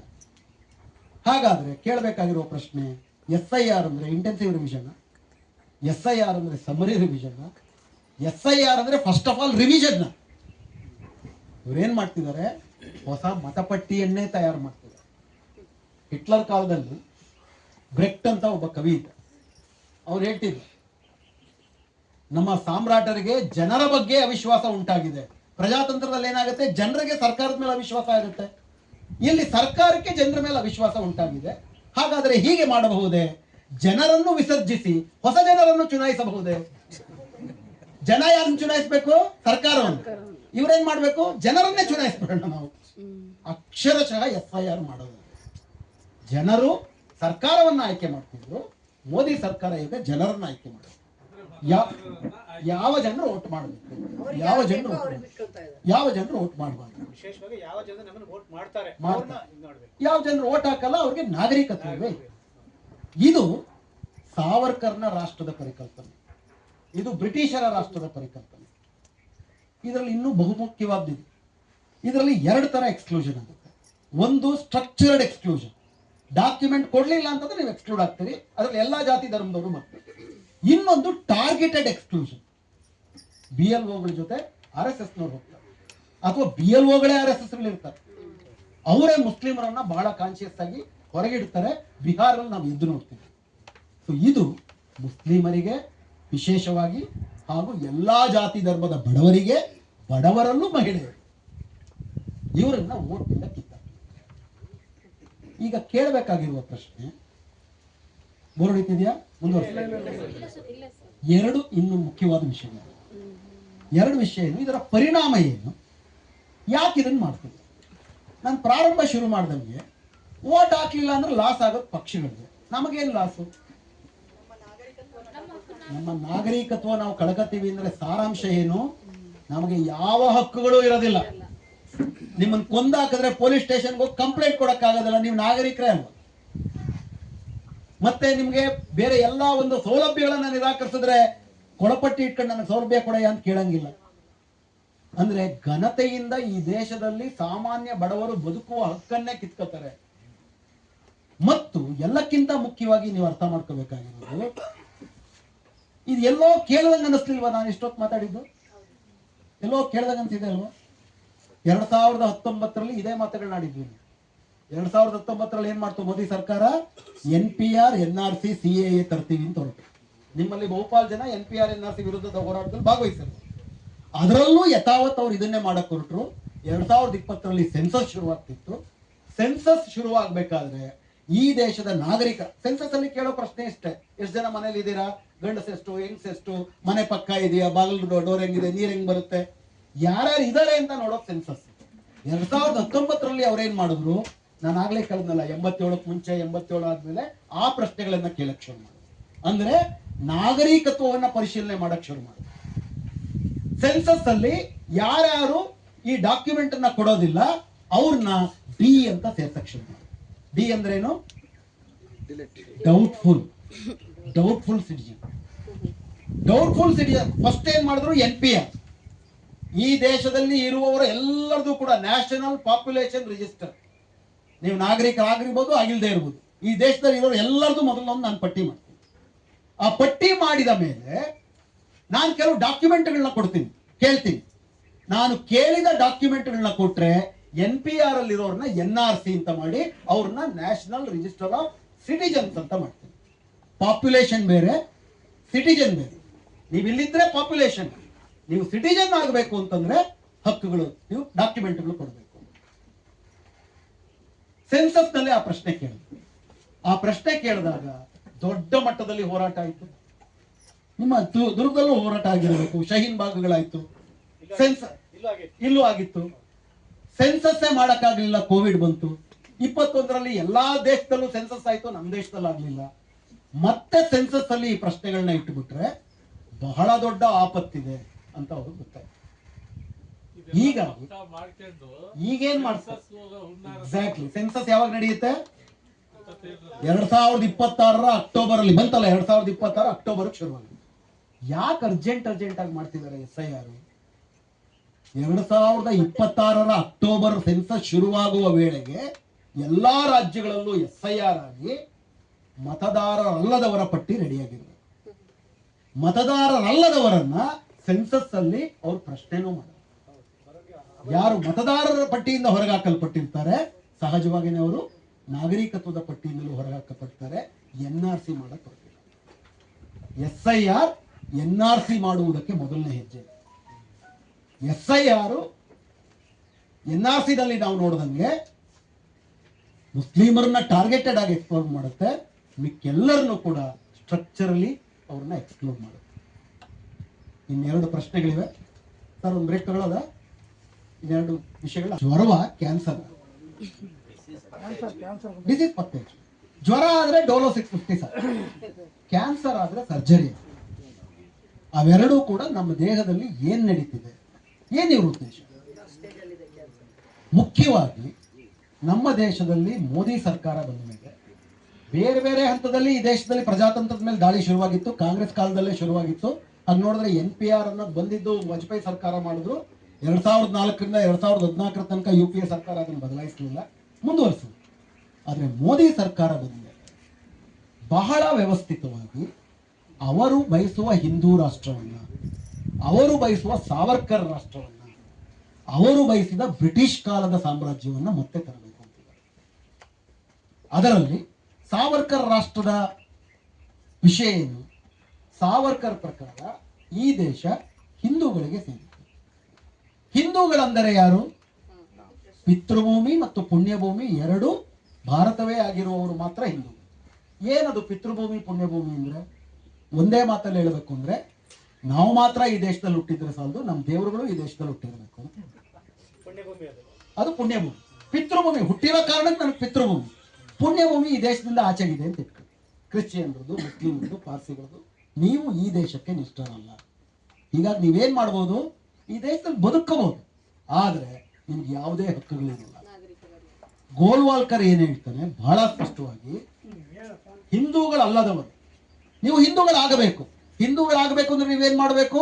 ಹಿಂದೂಗಳ ಎಲ್ಲಾ ಖುಷಿ ಸಂತೋಷಗಳನ್ನ, ಹಿಂದೂಗಳ ಎಲ್ಲಾ ವೈಭವವನ್ನ, ಹಿಂದೂಗಳಿಗೆ ಆದ ಎಲ್ಲಾ ಅಪಮಾನಗಳನ್ನ ನೀವು ಅನುಭವಿಸ್ತೀವಿ. ಅವ್ರ ಪ್ರಕಾರ ಅಪಮಾನ ಅಂದ್ರೆ ಕೆಲವು ಡೆಫಿನೇಷನ್ ಇದೆ. ಮೊಘಲರ ಕಾಲ ಅಪಮಾನ, ಇಸ್ಲಾಂ ಅನ್ನೋದು ಅಪಮಾನ. ಇವೆಲ್ಲ ನೀವು ಕೂಡ ಇಸ್ಲಾಂ ಮುಸ್ಲಿಮರಾಗಿ ಅಪಮಾನ ಅನ್ಬೇಕು, ಕ್ರಿಶ್ಚಿಯನ್ರಾಗಿ ಅಪಮಾನ ಅನ್ಬೇಕು. ಹಾಗನ್ನಲ್ವಾ? ನಿಮಗೆ ಯಾವುದೇ ಹಕ್ಕುಗಳಿರಲ್ಲ, ಬದುಕೊಂಡು ಯಾವುದೇ ಹಕ್ಕುಗಳಿರಲ್ಲ ಅಂದ್ರೇನು? ಇದೇ ವ್ಯವಸ್ಥೆಯನ್ನ ಹಿಟ್ಲರ್ ಮಾಡಿದ್ದ. ಹಿಟ್ಲರ್ ಏನ್ ಮಾಡಿದ್ದ? ಜರ್ಮನಿಯ ಮೊದಲನೇ ಮಹಾಯುದ್ಧ ಆದಮೇಲೆ ಸಿಕ್ಕಾಪಟ್ಟೆ ಆರ್ಥಿಕ ಸಂಕ್ಷೋಭೆ ಬಂತು. ಜನ ಗಾಡಿನಲ್ಲಿ ದುಡ್ಡು ತಗೊಂಡು ಹೋಗ್ತಿದ್ರು, ಬ್ಯಾಗಲ್ಲಿ ಸಾಮಾನು ತರ್ತಿದ್ರು. ಇವಾಗ ಹೆಚ್ಚು ಕಡಿಮೆ ಇರಾನ್ನಲ್ಲಿ ಆ ಥರದ ಸಂದರ್ಭ ಇದೆ ಅಂತ ಹೇಳಲಾಗ್ತಾ ಇದೆ. ಅದೇನೇ ಇದ್ರು ಕೂಡ ಆ ಆರ್ಥಿಕ ಸಂಕಷ್ಟಕ್ಕೆ ಕಾರಣ ಯಹೂದಿಗಳನ್ನೆಲ್ಲ ಸಾಯಿಸ್ಬಿಟ್ರೆ ನಾವು ಸುಖಿಯಾಗಿರ್ತೀವಿ ಅಂತೇಳಿ 60 ಲಕ್ಷ ಯಹೂದಿಗಳನ್ನ ಕಾನ್ಸಂಟ್ರೇಷನ್ ಕ್ಯಾಂಪ್ಗಳಲ್ಲಿ ಕೊಂದ್ಬಿಟ್ರು. ಈಗ ಮೋದಿ ಅದನ್ನೇ ಹೇಳ್ತಿದ್ದಾರೆ, ನಮಗೆ ಉಜ್ವಲವಾದಂತಹ ಇತಿಹಾಸ ಇತ್ತು. ಆ ಉಜ್ವಲವಾದ ಇತಿಹಾಸಕ್ಕೆ ಭಂಗ ತಂದವರು ಯಾರು? ನಾವು ಗುಲಾಮಿ ಅಂತಂದ್ರೆ ಎಷ್ಟು ವರ್ಷದ ಗುಲಾಮಿ ಅಂತೀವಿ ನಾವು? 250 ವರ್ಷ ಬ್ರಿಟಿಷರು ಗುಲಾಮಿ ತಂದಲ್ಲಿದ್ವಿ. ಅವ್ರ ಪ್ರಕಾರ 1000 ವರ್ಷದ ಗುಲಾಮಿ. ಅವ್ರ ಪ್ರಕಾರ ಇಡೀ ಮುಸ್ಲಿಂ ಭಾರತದ ಇತಿಹಾಸವನ್ನ ಹಿಂದೂ ಇತಿಹಾಸ, ಮುಸ್ಲಿಂ ಇತಿಹಾಸ ಮತ್ತು ಆಧುನಿಕ ಭಾರತದ ಇತಿಹಾಸ ಅಂತ ವಿಂಗಡಿಸಿದ್ದೆ ಬ್ರಿಟಿಷರು. ಇವರು ಅದನ್ನೇ ಯಥಾವತ್ ಪಾಲಿಸ್ತಾರೆ. ಆ ತರ ನೋಡಿದ್ರೆ ಯಾವುದನ್ನ ಮುಸ್ಲಿಂ ಇತಿಹಾಸ ಅಂತ ಕರೆಯಲ್ಪಡ್ತದೆ ಅದು ಮೊಘಲ್ ರಜಪೂತ್ ಇತಿಹಾಸ, ಅದಕ್ಕೆ ಮುಸ್ಲಿಂ ಇತಿಹಾಸ ಅಲ್ಲ. ಬಾಬರನ್ ತಗೊಳ್ರಿ, ಅಕ್ಬರನ್ ತಗೊಳ್ರಿ, ಖಿಲ್ಜಿಗಳನ್ನ ತಗೊಳ್ರಿ, ರಾಜ ಮುಸ್ಲಿಂ ಆಗಿರ್ಬೋದು, ಸೇನಾಪತಿ ಹಿಂದೂಗಳೇ, ಅವರೆಲ್ಲ ರಜಪೂತ್ರೆ. ಜಯಚಂದ್ ಇರ್ಬೋದು, ಅದನ್ನ ಅವನ ಇನ್ನೊಬ್ಬ ಸೇನ್ ಇರ್ಬೋದು. ಶಿವಾಜಿನ ಹೆಡೆಮುರಿ ಕಟ್ಕೊಂಡು ಹೋದಾನೆ ಯಾರು? ಔರಂಗಜೇಬು ಶಿವಾಜಿ ಮುಖಾಮುಖಿನೇ ಆಗಿಲ್ಲ, ಹೆಡೆಮುರಿ ಕಟ್ಕೊಂಡು ಹೋದಾರ ಯಾರು? ರಜಪೂತ ಸೇನಾಪತಿ. ಅವ್ರ ರಾಜ ರಾಣಿಯರುಗಳು ನೋಡಿ ನೀವು. ಮೊಘಲರ ರಾಜರು, ಅದೊಂದು ಪಿಕ್ಚರ್ ಬಂತಲ್ಲ, ಯಾವ್ದು? ಪದ್ಮಾವತಿ. ಕಥೆಗಳದು. ರಜಪೂತರ ರಾಜಕುಮಾರಿಯನ್ನ ಮೊಘಲರ ಮದುವೆ ಆಗ್ತಿದ್ರು, ಮೊಘಲರ ರಾಣಿಯನ್ನ ಅವ್ರ ಮದುವೆ ಆಗ್ತಿದ್ರು. ಮೊಘಲ್ ರಾಜಪೂತ ರಾಜ್ಯವನ್ನ ಮುಸ್ಲಿಮರು ಏನ್ ಮಾಡಿದ್ರು? ಬ್ರಿಟಿಷರು ಏನ್ ಮಾಡಿದ್ರು? ಮುಸ್ಲಿಂ ರಾಜ್ಯ ಅಂತ ಕರೆದ್ರು. ಯಾಕಂದ್ರೆ ಒಡೆದಾಡಬೇಕಾದ್ರೆ ಇವ್ರು ಮತ್ತೆ ಅದನ್ನೇ ಹೇಳ್ತಿದ್ದಾರೆ, 1000 ವರ್ಷದ ಗುಲಾಮಿ ಇದೆ. ಈ 1000 ವರ್ಷದ ಗುಲಾಮಿ ಹೋಗ್ಬೇಕು ಅಂದ್ರೆ ಮುಸ್ಲಿಮರು ಮತ್ತು ಕ್ರಿಶ್ಚಿಯನ್ನರು ಭಾರತದ ಮುಖ್ಯಧಾರೆಯಿಂದ ಹೊರಗೆ ಹೋಗ್ಬೇಕು. ಏನ್ ಮಾಡಕ್ಕಾಗತ್ತೆ ಮುಖ್ಯಧಾರೆಯಿಂದ ಹೊರಗಾಕಕ್ಕೆ? ಹಿಟ್ಲರು 60 ಲಕ್ಷ ಯಹೂದಿಗಳನ್ನು ಸಾಯಿಸ್ತಾರೆ. ಇಲ್ಲಿ ಎಷ್ಟು ಜನ ಸಾಯಿಸ್ಬೇಕಾಗತ್ತೆ? 25 ಕೋಟಿ ಮುಸ್ಲಿಮರು, 3 ಕೋಟಿ ಕ್ರಿಶ್ಚಿಯನ್ಸ್, ಎಲ್ಲ ಸೇರಿದ್ರೆ ಒಂದು 26 ಕೋಟಿ ಜನನ್ನ ಕೊಂದಾಕಕ್ಕಾಗತ್ತಾ? ಆಗ ಬಾಂಗ್ಲಾದೇಶಕ್ಕೆ ಕಳ್ಸಕ್ಕಾಗತ್ತಾ? ಬಾಂಗ್ಲಾದೇಶದ ಜನಸಂಖ್ಯೆನೇ 10 ಕೋಟಿ, 26 ಕೋಟಿ ಜನ ಏನ್ ಮಾಡ್ತಾರೆ? ಸಾಯಿಸಕ್ಕಾಗಲ್ಲ, ಬಾಂಗ್ಲಾದೇಶಕ್ಕೆ ಕಳ್ಸಕ್ಕಾಗಲ್ಲ. ಜೈಲ್ಗೆ ಹಾಕ್ಬೋದಾ? ನಮ್ಮ ದೇಶದಲ್ಲಿ 1500 ಜೈಲ್ ಇದೆ. 1500 ಜೈಲಲ್ಲಿ 5.5 ಲಕ್ಷ ಜನ ಇದೆ. 5.5 ಲಕ್ಷ ಜನರ ಬದಲಿಗೆ ನೀವು ಎಷ್ಟು ಜನಕ್ಕೆ ಜೈಲ್ ಮಾಡಬೇಕು? 26 ಕೋಟಿ. ಅಂದ್ರೆ ಎಷ್ಟು ಜೈಲ್ ಕಟ್ಟಬೇಕು? ದೇಶ ತುಂಬಾ ಜೈಲ್ ಕಟ್ಟಬೇಕು. ಅದು ಹಾಗಾದ್ರೆ ಏನ್ ಮಾಡಬೇಕು? ನೀವು ಬದುಕಿದ್ದು ಸತ್ತಂಗ್ ಮಾಡಬೇಕು ಅಂದ್ರೆ ಸಿವಿಕ್ ಡೆತ್ ಅಂತ. ನಿಮಗೆ ಎಲ್ಲಾ ನಾಗರಿಕ ಹಕ್ಕುಗಳನ್ನು ನಿರಾಕರಿಸಿ ಪ್ರಾಣಿಗಳ ತರ ಬರ್ತೀವಿ, ಯಾವುದೇ ಹಕ್ಕಿಲ್ಲ. ಇದು ಭಾಗಶಃ ಜಾಗತಿಕ ಇತಿಹಾಸದಲ್ಲೇ ನಡೆಯಬಹುದಾದ ಅತಿ ದೊಡ್ಡ ಕ್ರೌರ್ಯ ಮನುಷ್ಯ ಕುಲದ. ಅದು ಇವರ ಉದ್ದೇಶ. ಅದನ್ನು ಮಾಡಬೇಕು ಅಂದ್ರೆ ಏನ್ ಮಾಡಬೇಕು? ರಾಜಕೀಯ ಅಧಿಕಾರ ಬೇಕು. ರಾಜಕೀಯ ಅಧಿಕಾರ ಬೇಕು ಅಂದ್ರೆ ಏನ್ ಮಾಡ್ಬೇಕು? ಅವ್ರ ಪ್ರಕಾರ RSS ಬಿಜೆಪಿ ರಾಜಕೀಯ ಅಧಿಕಾರ ಕಾಂಗ್ರೆಸ್ನವ್ರು ಬಾಯಿಸುವಂತೆ ಬರೀ ಸಂಸತ್ತಲ್ಲಿದೆ ಅಂತ ಅವ್ರು ಭಾವಿಸಿದ್ದಾರೆ. ಅವ್ರಿಗೆ ರಾಜಕೀಯ ಅಧಿಕಾರ ಅನ್ನೋದು ಸಂಸ್ಕೃತಿಯಲ್ಲಿದೆ, ಸಮಾಜದಲ್ಲಿದೆ. ಅದನ್ನ ವಶಪಡಿಸಿಕೊಂಡ್ರೆ ಶಾಶ್ವತವಾಗಿ ಅಧಿಕಾರ ಹಿಡಿದಿದೆ. 2014ರಲ್ಲಿ ಅಧಿಕಾರಕ್ಕೆ ಬಂದ್ರು. ಅಧಿಕಾರಕ್ಕೆ ಬಂದಾಗ ಏನಾಯ್ತು? 283 ಸೀಟು ಬಿಜೆಪಿಗೆ, ಒಟ್ಟಾರೆ NDAಗೆ 303 ಸೀಟು. 2019ರಲ್ಲಿ ಚುನಾವಣೆಗೆ ಬಂದ್ರು, ಪುಲ್ವಾಮಾ ಅಂತೆಲ್ಲ ಗಲಭೆ ಎಬ್ಸಿದ್ರು. ಬರೀ ಬಿಜೆಪಿಗೆ 303 ಸೀಟು, ಒಟ್ಟಾರೆ NDAಗೆ 335 ಸೀಟು. 2024ರಲ್ಲಿ ಅವ್ರ ಘೋಷಣೆ ಏನಿತ್ತು? 400ಕ್ಕೆ ಪಾರ್. 400ಕ್ಕಿಂತ ಜಾಸ್ತಿ, 400ಕ್ಕಿಂತ ಜಾಸ್ತಿ ಮಾಡ್ತೀವಿ. ಜಾಸ್ತಿ ಮಾಡಿ ಏನ್ ಮಾಡ್ತೀವಿ? ಸಂವಿಧಾನ ಬದಲಾಯಿಸ್ತೀವಿ. ಉತ್ತರ ಭಾರತದ ದಲಿತರು, ಮುಸ್ಲಿಮರು ಮತ್ತು ತಳಹಂತದ OBCಗಳು ಇದರಿಂದ ಸಂವಿಧಾನ ಉಳಿಸಬೇಕು ಅನ್ನೋ ಕಾರಣಕ್ಕಾಗಿ ಅವ್ರಿಗೆ ಅಷ್ಟು ಓಟ್ ಕೊಡ್ಲಿಲ್ಲ ಉತ್ತರ ಭಾರತದಲ್ಲಿ. ಕರ್ನಾಟಕದಲ್ಲಿ ಹಂಗಾಗ್ಲಿ. ಕರ್ನಾಟಕದಲ್ಲಿ ಅವ್ರಿಗೆ ಅಸೆಂಬ್ಲಿ ಚುನಾವಣೆಗಿಂತ ಜಾಸ್ತಿನೇ ಬಂತು. ಮಹದೇವಪುರನ ಲೆಕ್ಕ ಇಟ್ಕೊಂಡ್ರು ಕೂಡ ಒರಿಸ್ಸಾದಲ್ಲಿ ಮೊದಲಿಗಿಂತ 30% ಜಾಸ್ತಿ ಬಂತು. ಆಗ ಅವ್ರ ಕಲಿತ ಪಾಠ ಏನಪ್ಪಾ ಅಂದ್ರೆ 272 ಬರೋದಿರ್ಲಿ, 240 ಬಂತು. ಒಂದ್ ಕಡೆ ನಿತೀಶ್ ಕುಮಾರ್, ಇನ್ನೊಂದ್ ಕಡೆ ಚಂದ್ರಬಾಬು ನಾಯ್ಡು ಇಟ್ಕೊಂಡು ಅಧಿಕಾರ ಮಾಡ್ತಿದ್ದಾರೆ. ಈ ತರ ಮುಂದೆ ಆಗಲ್ಲ. ಅವರ ಉದ್ದೇಶ 50 ವರ್ಷಗಳ ಕಾಲ ಆದ್ರೂ ರಾಜ್ಯಾಧಿಕಾರ ಅವ್ರ ಹತ್ರ ಇರಬೇಕು. ಅದಿದ್ದಾಗ ಅವರ ಹಿಂದೂ ರಾಷ್ಟ್ರ, ಹಿಂದೂ ಅಂತಂದ್ರೆ ಮತ್ತೆ ತಪ್ಪು ತಿಳ್ಕೋಬೇಡಿ, ಅದು ಬ್ರಾಹ್ಮಣ ರಾಷ್ಟ್ರ ಅಥವಾ ನವಬ್ರಾಹ್ಮಣಶಾಹಿ ರಾಷ್ಟ್ರ ಜಾರಿಯಾಗ್ತದೆ. ಅದಾಗಬೇಕು ಅಂದ್ರೆ ಏನ್ ಮಾಡಬೇಕು? ಈ ದೇಶದಲ್ಲಿ ಪ್ರಜಾತಂತ್ರದಲ್ಲಿ ಅಧಿಕಾರಕ್ಕೆ ಬರುವ ಏಕೈಕ ಮಾರ್ಗ ಯಾವುದು? ಚುನಾವಣೆಗಳು. ಚುನಾವಣೆಯ ಯಂತ್ರಾಂಗವನ್ನ ಸಂಪೂರ್ಣವಾಗಿ ತನ್ನ ಹತೋಟಿಯಲ್ಲಿ ಇಟ್ಕೊಂಡು. ಈಗ ಅದ್ರಲ್ಲಿ ಏನಾಗಿದೆ? ಸಂವಿಧಾನದಲ್ಲಿ ಒಂದು ಎಡವಟ್ಟ. ಸಂವಿಧಾನದಲ್ಲಿ ಏನಿದೆ? ಆರ್ಟಿಕಲ್ 324ರಲ್ಲಿ ಚುನಾವಣಾ ಆಯೋಗ ನೇಮಕ ಆಗಿದೆ. ಚುನಾವಣಾ ಆಯೋಗವನ್ನ ಯಾರು ನೇಮಿಸಬೇಕು ಅನ್ನೋದ್ರ ಬಗ್ಗೆ ಸ್ಪಷ್ಟತೆ. ಹೀಗಾಗಿ ಇದುವರ ತನಕ ಏನಾಗ್ತಾ ಇತ್ತು?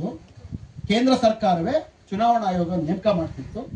ಆದ್ರೆ ನೇಮಕ ಮಾಡ್ಬೇಕಾದ್ರೆ ಇದ್ದಿದ್ರಲ್ಲಿ ನಿಷ್ಪಕ್ಷಪಾತವಾಗಿತ್ತು. ಉದಾಹರಣೆಗೆ 1995ರಿಂದ 95ರ ತನಕ TN ಶೇಷನ್ ಅಂತ ಒಬ್ಬರಿದ್ರು ಚುನಾವಣಾ ಆಯುಕ್ತರು. ಕೇಳಿದ್ರು? ಕಾಂಗ್ರೆಸ್ ವಿರುದ್ಧನೇ ತಿರುಗಿದ್ರು ಬಿಹಾರ. ಆಮೇಲೆ ಶಿವಸೇನಾ ಸೇರ್ಕೊಂಡು ಕೆಟ್ಟೋದ್ರು, ಅದು ಬೇರೆ ಪ್ರಶ್ನೆ. ಅಧಿಕಾರದಲ್ಲಿ ಇದ್ದಾಗ ಹಿಂಗಿದ್ರು, ನಿಷ್ಪಕ್ಷಪಾತವಾಗಿ. 2000ದಿಂದ 2005 ನಡುವೆ ಲಿಂಗ್ಡೋ ಅಂತ ಅಂದ್ಬಿಟ್ಟು ಒಬ್ರಿದ್ರು, ಮೈಕೆಲ್ ಜೋಸೆಫ್ ಲಿಂಗ್ಡೋ ಅಂತೇಳಿ. ಅವರು 2002ರಲ್ಲಿ ಮೋದಿ ಗುಜರಾತ್ನ ಗಲಭೆಗಳು ಮಾಡಿ ಫೆಬ್ರವರಿನಲ್ಲಿ ನರಭೇದ ಮಾಡಿ ಮಾರ್ಚಲ್ಲೇ ಚುನಾವಣೆ ಮಾಡಬೇಕು ಅಂತ ಹೋದಾಗ ಲಿಂಗ್ಡೋ ಅತ್ಯಂತ ಸ್ಪಷ್ಟವಾಗಿ ಇದು ಪಕ್ಷಪಾತಿ ಚುನಾವಣೆ ಆಗುತ್ತೆ, ನಾನು ಅವಕಾಶ ಕೊಡಲ್ಲ ಅಂತೇಳಿ ಮೋದಿನ ಎದುರಾಕೊಂಡು ನೇಮಕ ಮಾಡಿದ್ದು ಯಾರು? ವಾಜಪೇಯಿ ಸರ್ಕಾರದ. ಲಿಂಗ್ಡೋ ಎದುರಾಕೊಂಡು ಇವ್ರು ಮೋದಿ ಏನ್ ಮಾಡ್ದ? ನಾನು ನಿಮಗೆ ಚುನಾವಣೆ ಮಾಡಬೇಕು ಅಂತಿದ್ದೆ, ಆದ್ರೆ ಒಬ್ಬರು ಚುನಾವಣಾ ಆಯುಕ್ತರಿದ್ದಾರೆ, ಅವರ ಹೆಸರು ಮೈಕೆಲ್ ಲಿಂಗ್ಡೋ ಅಂತ ಪದೇ ಪದೇ ಹೇಳ್ತಿದ್ದ. ಏನಕ್ಕೆ? ಅವ್ರು ಕ್ರಿಶ್ಚಿಯನ್, ಹಿಂದೂಗಳಿಗೆ ಅನ್ಯಾಯ ಮಾಡ್ತಿದ್ದಾರೆ ಅಂತ ಸೂಚಿಸಿದ.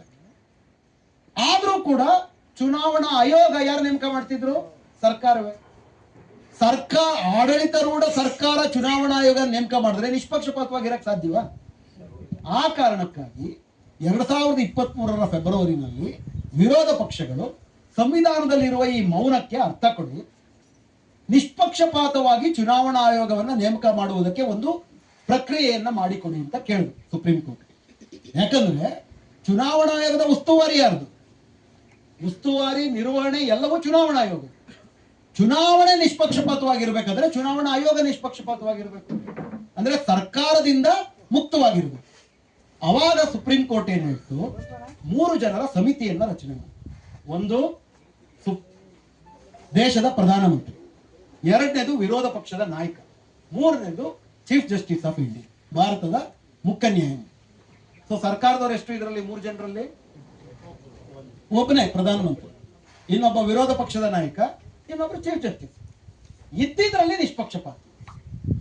ಈ ತರ ತೀರ್ಪು ಬಂದ ಕೇವಲ 3 ತಿಂಗಳಲ್ಲಿ ಲೋಕಸಭೆಯಲ್ಲಿ ತನಗಿದ್ದಂತ ಅಧಿಕಾರವನ್ನು ಬಳಸಿಕೊಂಡು, ಸಂಖ್ಯೆಯನ್ನು ಬಳಸಿಕೊಂಡು ಒಂದು ಹೊಸ ಕಾಯ್ದೆ ಮಾಡಿ, ಆ ಕಾಯ್ದೆನಲ್ಲಿ ಸುಪ್ರೀಂ ಕೋರ್ಟ್ ಚೀಫ್ ಜಸ್ಟಿಸ್ನ ಬಿಟ್ಬಿಟ್ರು. ಯಾಕಂದ್ರೆ ಕಾಯ್ದೆ ಇರಲಿಲ್ಲ ಅಂತ ಸುಪ್ರೀಂ ಕೋರ್ಟ್ ಮಾರ್ಗದರ್ಶನ ಕೊಟ್ಟಿದೆ. ಕಾಯ್ದೆ ಸಂಸತ್ತೇ ಮಾಡಬೇಕು. ಸಂಸತ್ತಿನಲ್ಲಿ ಬಲ ಇರೋದು ಯಾರಿಗೆ? ಬಿಜೆಪಿಗೆ. ಬಿಜೆಪಿನವ್ರು ಏನ್ ಕಾಯ್ದೆ ಮಾಡಿದ್ರು? 3 ಜನರ ಸಮಿತಿ ಚುನಾವಣಾ ಆಯೋಗವನ್ನ ನೇಮಕ ಮಾಡಬೇಕು. ಆ 3 ಜನರಲ್ಲಿ ಒಬ್ರು ಪ್ರೈಮ್ ಮಿನಿಸ್ಟರ್, ಇನ್ನೊಬ್ರು ಪ್ರೈಮ್ ಮಿನಿಸ್ಟರೇ ನೇಮಕ ಮಾಡುವ ಕ್ಯಾಬಿನೆಟ್ಟಿನ ಹಿರಿಯ ಮಂತ್ರಿ, ಮತ್ತೊಬ್ಬ ವಿರೋಧ ಪಕ್ಷದ ನಾಯಕ. ಎಷ್ಟು ಜನ ಸರ್ಕಾರದವರು? 3 ಜನರಲ್ಲಿ ಇಬ್ಬರಾದ್ರು. ವಿರೋಧ ಪಕ್ಷದ ನಾಯಕ ನಾವು ನಿಷ್ಪಕ್ಷಪಾತವಾಗಿ ನಡೆಸಿದೀವಿ ಅಂತ ತೋರ್ಸೋದಕ್ಕೆ ಅವ್ನು ಇದ್ರೇನೆ ಆಗೋದು, ಅದರಿಂದ ಅವ್ನು ಕೊಡ್ಸ್ಕೊಂಡಿರ್ತಾರೆ. ಅವರೇ ನಾಟಕದ ಸ್ಕ್ರಿಪ್ಟ್ ಬರೆದಿದ್ದಾರೆ. ಸ್ಕ್ರಿಪ್ಟ್ ಅಲ್ಲಿ ಇವ್ನಿಗೆ ಏನ್ ರೋಲ್ ಕೊಟ್ಟಿರ್ತಾರೋ ಅವ್ನು ವಿರೋಧ ಪಕ್ಷದ ನಾಯಕ ಅದು ಮಾಡಬೇಕು. ನೇಮಕ ಮಾಡೋದು ಯಾರು? ಸಂಪೂರ್ಣವಾಗಿ ಸರ್ಕಾರ. ಸರ್ಕಾರದ ಕೈಗೊಂಬೆಗಳು ಚುನಾವಣಾ ಆಯೋಗದ ಆಯುಕ್ತರಾಗ್ತಿದ್ದಾರೆ. ಯಾಕಂದ್ರೆ ಈ ಹಿಂದೆ 2019 ಚುನಾವಣೆಯಲ್ಲಿ ಲವಾಸ ಅಂತ ಒಬ್ಬರು ಚುನಾವಣಾ ಆಯುಕ್ತರಿದ್ದರು 3 ಜನರಲ್ಲಿ. ನಿಮಗೆ ಜ್ಞಾಪಕ ಇರ್ಬೋದು, 2019 ಮೋದಿ ಹೆಸರಲ್ಲಿ ಒಂದು ಪಿಕ್ಚರ್ ಬಂತು. ಆ ಪಿಕ್ಚರ್ ಚುನಾವಣೆ ಆಗೋ ತನಕ ಜಾರಿಗೆ ಬಿಡುಗಡೆ ಮಾಡಬಾರ್ದು ಅಂತ ಆದೇಶ ಕೊಟ್ಟು ಪುಲ್ವಾಮಾ ಆಗಿತ್ತು. ಹೋದ ಕಡೆ ಎಲ್ಲ ಏನ್ ಭಾಷಣ ಮಾಡ್ದ ಈ ಮನುಷ್ಯ ಮೋದಿ? ಸೈನಿಕರಿಗೆ ಓಟು ಕೊಡಿ. ಸೈನಿಕರನ್ನ ಎಲೆಕ್ಷನ್ ನಿಂತಿದ್ರ. ಸೈನಿಕರಿಗೆ ಓಟ್ ಕೊಡಿ ಅಂದ್ರೆ ನೀವು ಹೇಳಿದ್ದು ಬಿಜೆಪಿಗೆ ಓಟ್ ಕೊಡಿ.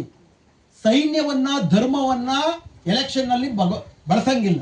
ದೂರು ಕೊಟ್ಟು ಲವಾಸ ಇವ್ರು ಮಾಡಿದ ತಪ್ಪು, ಮೋದಿಗೆ ಚುನಾವಣಾ ಪ್ರಚಾರಕ್ಕೆ ತಡೆ ಒಡ್ಡಬೇಕು ಅಂತ 3 ಜನರಲ್ಲಿ ಒಬ್ರು ಹೇಳಿದ್ರು. ಉಳಿದವರಿಬ್ರು ಅದಕ್ಕೆ ಒಪ್ಪಲಿಲ್ಲ. ಆದ್ರಿಂದ ನಡೀತು, ಮುಂದುವರಿತು. ಆದ್ರೆ ಈ ತರದವರು ಬರಬಾರ್ದು ಚುನಾವಣಾ ಆಯುಕ್ತ. 3ಕ್ಕೆ 3 ಜನ ಮೋದಿಯ ಭಟ್ಟಂಗಿಗಳೇ. ಸೊ ಮೊದಲನೇದು ಏನ್ ಮಾಡಿದ್ರು, ಮುಂದೆ ಚುನಾವಣೆ ನಡೆದಾಗ ಯಾವ ಕಾರಣಕ್ಕೂ 240 ಬರಬಾರ್ದು. ಬಂದ್ರೆ 300, ಇಲ್ಲಾಂದ್ರೆ 400 ಬರಬೇಕು. ಕಡ್ಡಾಯವಾಗಿ ನಮಗೆ ಅಧಿಕಾರಕ್ಕೆ ಬರಬೇಕು ಅಂದ್ರೆ ನಿಷ್ಪಕ್ಷಪಾತವಾಗಿರೋ ಚುನಾವಣಾ ಆಯೋಗವನ್ನ ಸಂಪೂರ್ಣವಾಗಿ ಕೈಗೊಂಬೆ ಮಾಡ್ತಾರೆ. ಎರಡನೇದು ನಿಮಗೆ ಜ್ಞಾಪಕ ಇರಬಹುದು, 2024 7 ಹಂತದಲ್ಲಿ ಲೋಕಸಭಾ ಚುನಾವಣೆ ನಡೆಯಿತು. ಪ್ರತಿ ಹಂತದ ಚುನಾವಣೆ ನಡೆದಾಗ ಸಂಜೆ 5 ಗಂಟೆ, ಪ್ರತಿ 2 ಗಂಟೆಗೆ ಒಂದ್ಸತಿ ಎಷ್ಟು ಮತದಾನ ಆಯ್ತು ಅಂತ ಹೇಳ್ತಾರೆ. ಇವಿಎಂ ನಿಂದ ನಡೆಯುತ್ತೆ ಚುನಾವಣೆ. ಇವಿಎಂ ನಲ್ಲಿ ಬಟನ್ ಒತ್ತಿದ್ರೆ ಗೊತ್ತಾಗುತ್ತೆ ಎಷ್ಟು ಓಟ್ ಹಾಕಿದೆ ಅಂತ. 2024 ಏಪ್ರಿಲ್ 2ನೇ ತಾರೀಕು ಚುನಾವಣೆ ನಡೆಯುತ್ತೆ. ಸಂಜೆ 5 ಮೊದಲನೇ ಹಂತದ ಚುನಾವಣೆ. ಸಂಜೆ 5 ಗಂಟೆಗೆ 55% ಆಗುತ್ತೆ. 7 ಗಂಟೆಗೆ 56% ಅಂತಾರೆ. ಇನ್ನು ಅಂತಿಮವಾದಂತ ಸುತ್ತು ಓಟ್ಗಳು ನಡೀತಿದೆ ಅಂತಾರೆ. 3 ದಿವಸ ಆದ್ಮೇಲೆ ಅಂತಿಮವಾದಂತ ಚುನಾವಣಾ ಹೇಳಿ ಎಷ್ಟು ಮತದಾನ ಆಯ್ತು ಅಂತ ಹೇಳ್ತಾರೆ. 55% ಇದ್ದು 65% ಆಗಿದೆ.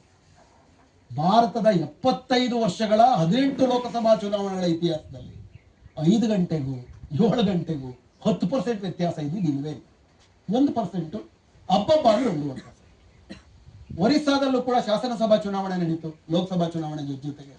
ಇವತ್ತು ಮಾಂಜಿ ಅಂತ ಮುಖ್ಯಮಂತ್ರಿ, ಬಿಜೆಪಿಯ ಮುಖ್ಯಮಂತ್ರಿಯ ಶಾಸನಸಭಾ ಕ್ಷೇತ್ರದಲ್ಲಿ 5 ಗಂಟೆ ಆದ್ಮೇಲೆ 30% ಹೆಚ್ಚಿಗೆ ಮಾಡಿ. ಏನ್ ಹೇಳುತ್ತೆ ಚುನಾವಣಾ ಆಯೋಗ? ಅದಕ್ಕೆ 5 ಗಂಟೆಗೆ ವೋಟಿಂಗ್ ಮುಗಿಬೇಕು, 6 ಗಂಟೆಗೆ ಮುಗಿಬೇಕು. 6 ಗಂಟೆಗೆ ಚುನಾವಣಾ ಮತಗಟ್ಟೆಯ ಮುಂದೆ ಎಷ್ಟು ಜನ ಸಾಲಿನಲ್ಲಿ ನಿಂತಿರ್ತಾರೋ ಅವ್ರಿಗೆಲ್ಲರಿಗೂ ನಾವು ಟೋಕನ್ ಕೊಡ್ತೀವಿ. 6 ಗಂಟೆ ಇರೋರೆಲ್ಲರಿಗೂ ಕೂಡ ವೋಟ್ ಹಾಕೋದು ಒಂದು 7-7:30 ಆಗುತ್ತೆ. ಸೊ 6 ಗಂಟೆ ಒಳಗೆ ಬಂದವರೆಲ್ಲರಿಗೂ ವೋಟಿನ ಹಾಕಿ ಕೊಟ್ಟಾಗ ಹೀಗೆ ಏರುಪೇರು ಆಗುತ್ತೆ.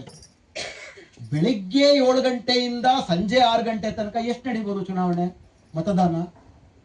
6 ಗಂಟೆ ಆದ್ಮೇಲೆ ಇನ್ನೊಂದು ಗಂಟೆನಲ್ಲಿ ಎಷ್ಟು ನಡೀಬಹುದು? 1% ಅಷ್ಟೇ ಜಾಸ್ತಿ ಆಗಬೇಕು.